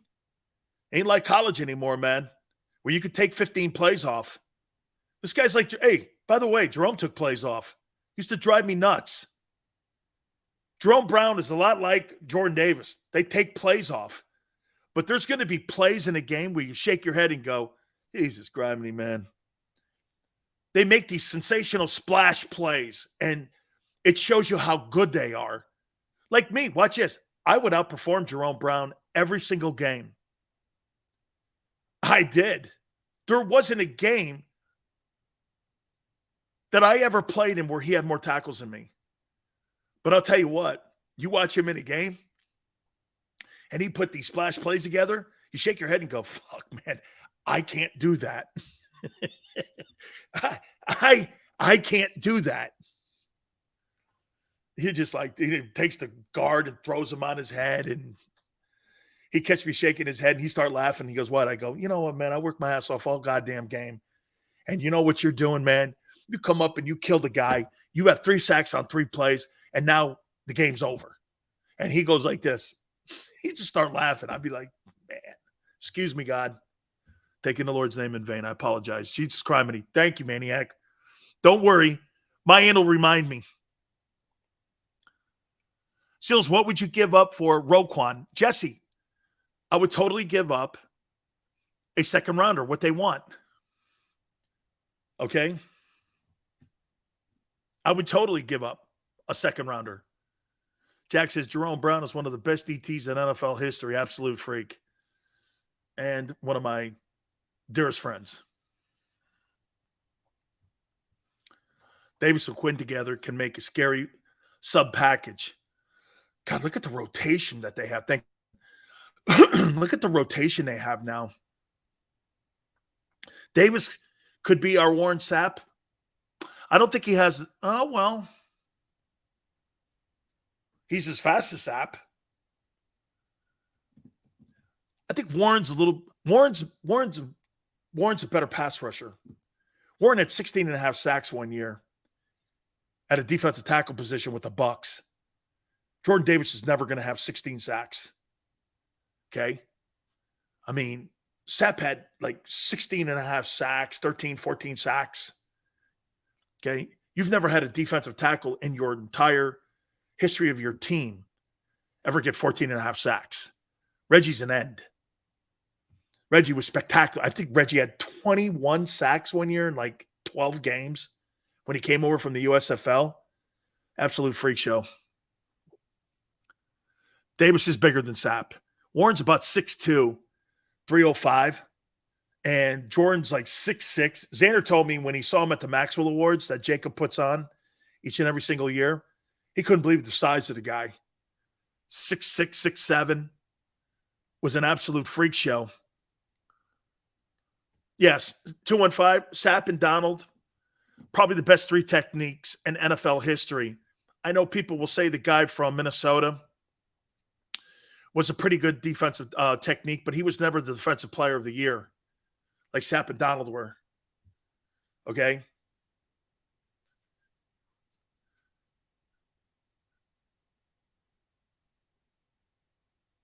Jerome in the Capitol comeback ended the game with a strip sack. I know, Steven. He's oh, yes. Yeah, he would have been a Hall of Famer too. Absolutely. Jared Allen. No, not Jared Allen. I'm thinking of the defensive tackle that made it to the Hall of Fame. Michael Strahan was a good player. He wasn't Reggie, though. It's like get crazy here. There's only one Reggie White. There's only one Lawrence Taylor, and then it's everybody else. And stop with Aaron Donald being in Reggie's league. He's not. I saw Reggie White once pick up Chris Carter and throw him into Warren Moon. And Moon got sacked. He picked Chris Carter up, threw him when he was in Minnesota, threw him into Warren Moon. And Moon went down. Picked him off the ground, threw him into Warren Moon. You don't see dudes doing that ever. Reggie White had that, like, God strength. He was a freak show, man. Aaron Donald is nowhere near Reggie White. That's a razor. 10.5 sacks for a DT. That's a phenomenal year. Randy White was spectacular, too. Chris Dolman was great. No, I'm thinking of the defensive tackle, the guy, oh, God. What's his name? I played with his brother. With the Bucks. John Randall. That's it. John Randall. I played with Irv Randall, his brother, in Tampa. He was the captain of our defense. John Randall. Cortez was spectacular, too. Hey, guys, get this. So let me take a timeout. I've got my Big Sills weekly quarterback power rankings. Let me do that when we come back, all right? I want to show you something here. And there's no surprise, Jalen's moved up. Hit the like button. Keep it here on the National Football Show. Go to get your game on.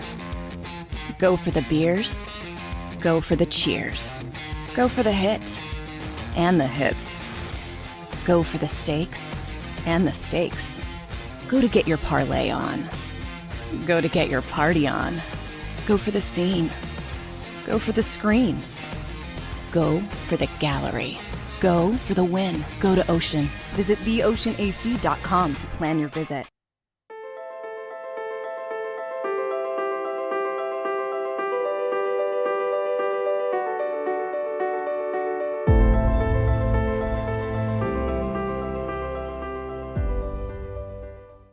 Welcome to Pond Lee Hockey.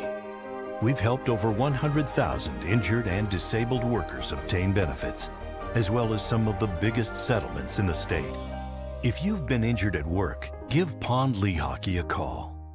It's a fall car fest, and Jeff D'Ambrosio, Destination Downingtown, says, yes, you can. Jeff says, yes, you can choose from over 1,000 vehicles in stock with no wait. Yes, you can still get low prices, leases, and big discounts. Yes, you can still get low interest financing. And Jeff always says, yes, you can have a real deal buying experience without the hassle. When the other dealers say, no, you can't, Jeff says, yes, you can. Jeff D'Ambrosio, Destination Downingtown. Nobody treats you better. Jeep Adventure Days.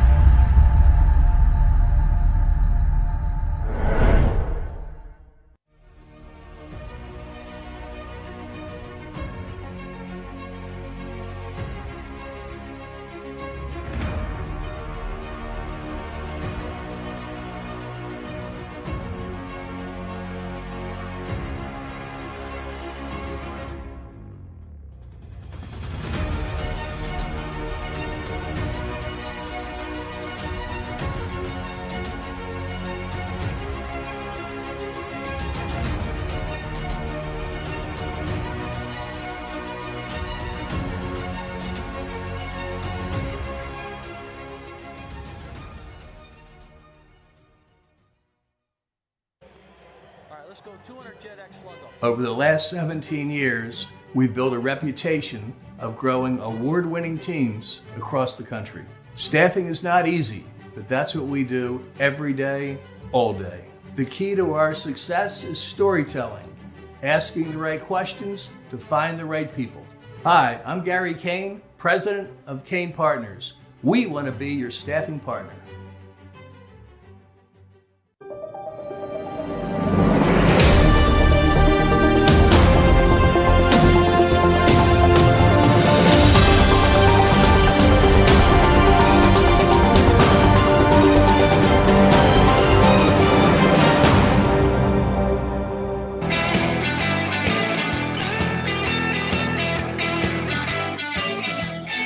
Big Sales National Football Show. Appreciate you guys stepping in with us. What a absolutely spectacular day here for the Eagles. Is it a Super Bowl move? Yet to be determined.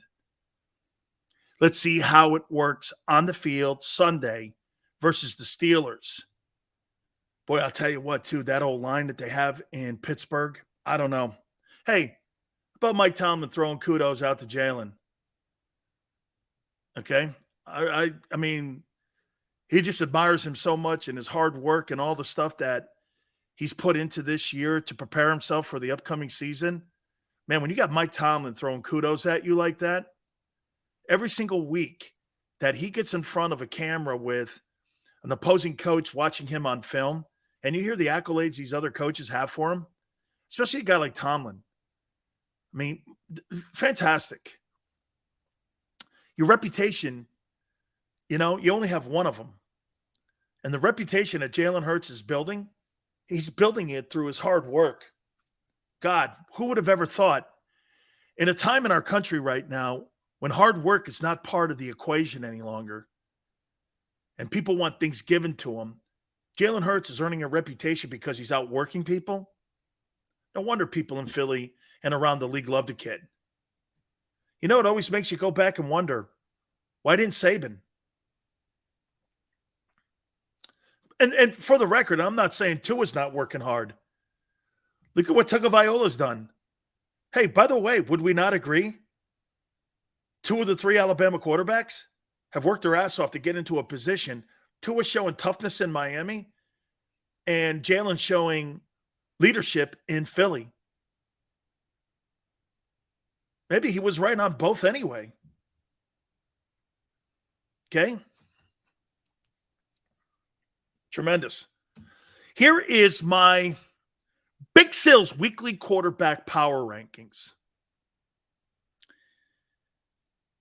And you're going to notice something off this list.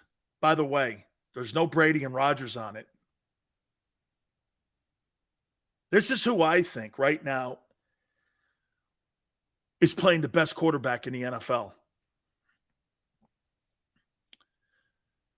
Number 10. I know this is going to be a little controversial. I can't put Dak Prescott there. He's had 1 game and a half. So I can't put Prescott there. And I don't really think he was sharp against the Lions. But I'm going to put Kyler Murray there. Okay? I'm going to put Kyler. I hate the kid. But I'm going to put Kyler Murray there. Number 9. You're not going to like this one either. Ryan Tannehill. The Titans are 5-2. Xander said it. Outside of Buffalo and Kansas City, who? The Bengals? Okay. Then who? The Jets? Think Zach Wilson's really playing that great a ball? I think he's picking it up. I think the Titans are better than the Jets. Number 8. I got Tagovailoa. Man, that guy showed me a lot getting on the football field against the Steelers. Dude, I felt fear for the guy. He went out there, ran into a guy. Did you hear what he said? Yeah, man, I had to run into somebody. I apologize to the guy too, but I had to run into him. And I had to run into him because I had to get hit again. Number 7, dude, 6-1 Minnesota Vikings, Kirk Cousins. Justin Jefferson is on his pace right now to have 1,800 yards. And they're the Vikings. They're winning close games this year where a year ago they didn't. I think that's got a lot to do with Mike Zimmer not getting along with his quarterback. Wait till you hear these top 5 quarterbacks. I'm stunned. Number 5, Daniel Jones. I can't even look at you in the face and do it. Oh, excuse me. Wait a minute. Number 6, Geno Smith, Seattle Seahawks. It's one of the stories of the year. Okay? I got Geno Smith at 6. Geno Smith? Dude, way to go, Pete Carroll. Hey, by the way, maybe Russell Wilson needed Pete Carroll a little bit more than he thought. Obviously, Stafford didn't need Detroit, and Brady didn't need Belichick. Maybe Russell Wilson needed Pete more. Dude, the Seahawks look like a pretty good football team. I thought they were the shittiest team in the NFL. They're leading their division. Hey, I'm giving people kudos here. I got Danny Dimes at 5. I mean, I can't even look at you in the face, basically, and say it. 6-1. 90 quarterback rating. Was the NFC Offensive Player of the Week. Look, if you told me I had a top 10 list with Tua, Geno Smith, and Daniel Jones, I tell you, you were nuts. I would never put those names on a top 10 list of anything, maybe bust. Geno 6th, yes. Number 4, I got Jalen Hurts. Jalen Hurts is the 4th best quarterback in the NFL right now, playing-wise. And I'm going to make a distinction here for you in a second that will make this even bigger than what it is. Number 3, I got Joe Burrow, Bengals. Since that 0-2 start, they've absolutely played pretty good football. Burrow went for 483 last week. Number 2, Josh Allen, Bills. And number 1, Patrick Mahomes. Dak Prescott at 10, Ryan Tannehill at 9, Tua at 8, Cousins at 7, Geno Smith at 6, Daniel Jones at 5, Jalen Hurts at 4, Joe Burrow at 3, Josh Allen at 2, and Mahomes at 1. What do you notice? A couple things here with this list. There's no Brady or Rodgers. And Jalen at 4, there's no other NFC quarterback ranked ahead of him. He's playing the best football in the conference.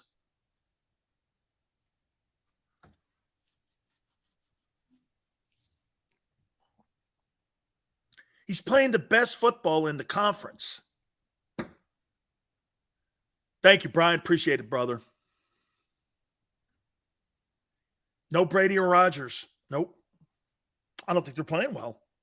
I think Geno Smith's playing better. Carson says, now Sills like Hurts.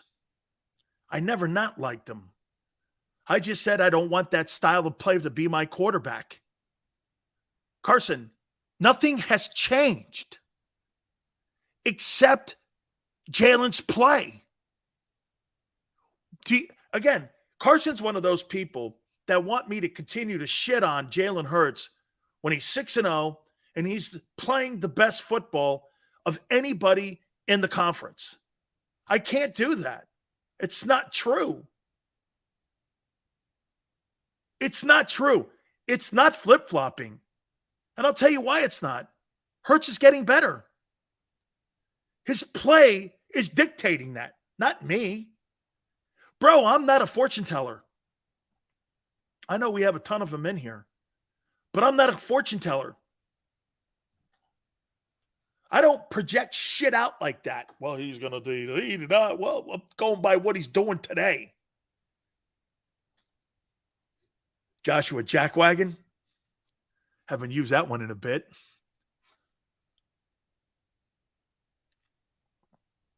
Chargers blow? I don't think so. Because the name Carson Wentz, he's probably pissed off because he'll never get his job back.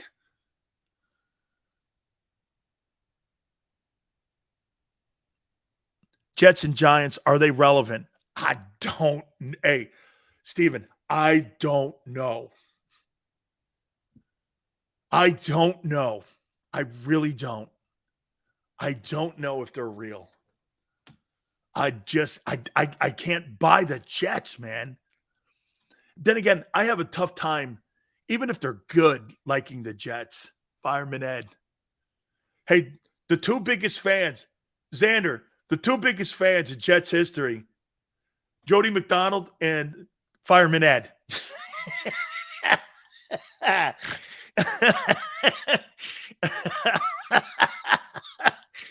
Oh, my God. Oh, man. Yeah. To Mike, what's his name? Greenberg, too, man. He likes the Jets. I would give him shit about that all the time. Yeah. The Jets. Jody McDonald and Fireman Ed. Oh, man. The New York teams are surprising. Sills, I would give the Bears a second rounder and trade that late pick the Eagles have for multiple picks. Why not trade the fourth pick if you don't get Will Anderson, trade down and get multiple picks in the first round? Why trade the 32nd pick? I would trade the fourth pick. If I'm comfortable with Jalen Hurts as my quarterback and Will Anderson's not at by the way, I didn't get to the top 10 NFL prospects. We'll do that tomorrow. But there's just not Will Anderson on this list. And we'll get to some of these guys. I think there's some really quality guys, especially in those top 5 picks that the Eagles could land on. We'll talk more about it. By the way, these are not mine. Bledsoe gave me who they've ranked as the top. They got the top like 50. I only got the top 10. I'm not going 50. That's too much work. I got the top 10. So we'll do that. We'll do that tomorrow. Danny Dollar Store can't be trusted? Probably. Do the Giants franchise tag Jones? No way. Franchise tag? You think I'm giving that guy $30 million? I can't. I can't do that. I can't do that. Maniac. Seals, you need to go 5 hours. 3 isn't enough. Jesus criminy. You guys told me 2 wasn't enough. The Krauses put an extra hour on it. Now you guys want 5 hours. Yeah. Need to go 5 hours. Thank you, Brian. It's a waste of a tag. I agree, man. I'm not dropping that on there like that. Jalen Hurts is the 4th best quarterback. I told you, man. I had this guy outside the top 10 when we started. I had him outside the top 10. I had to go top 20 quarterbacks. Now he's in the top 5. Now you like him. No. He's playing like the best quarterback in the conference. You like him. It's got nothing to do with liking him. Hey, you see Sophia Loren. You don't go like this. Well, she's not a very nice woman. Well, what do you think of her? She's smoking. Where do you want me to go? She's not very good looking. That's a lie. Okay? That's a lie, man. Need more time. Mike Tomczak or Elvis Gerback. Holy cow. Gio Carmazzi. Giovanni Carmazzi or Jim Drunkenmiller, 85. I'll take either Jim Drunkenmiller. Look at sports. Sophia Loren, who dat? Oh, my God, right? I'm taking Jim Drunkenmiller.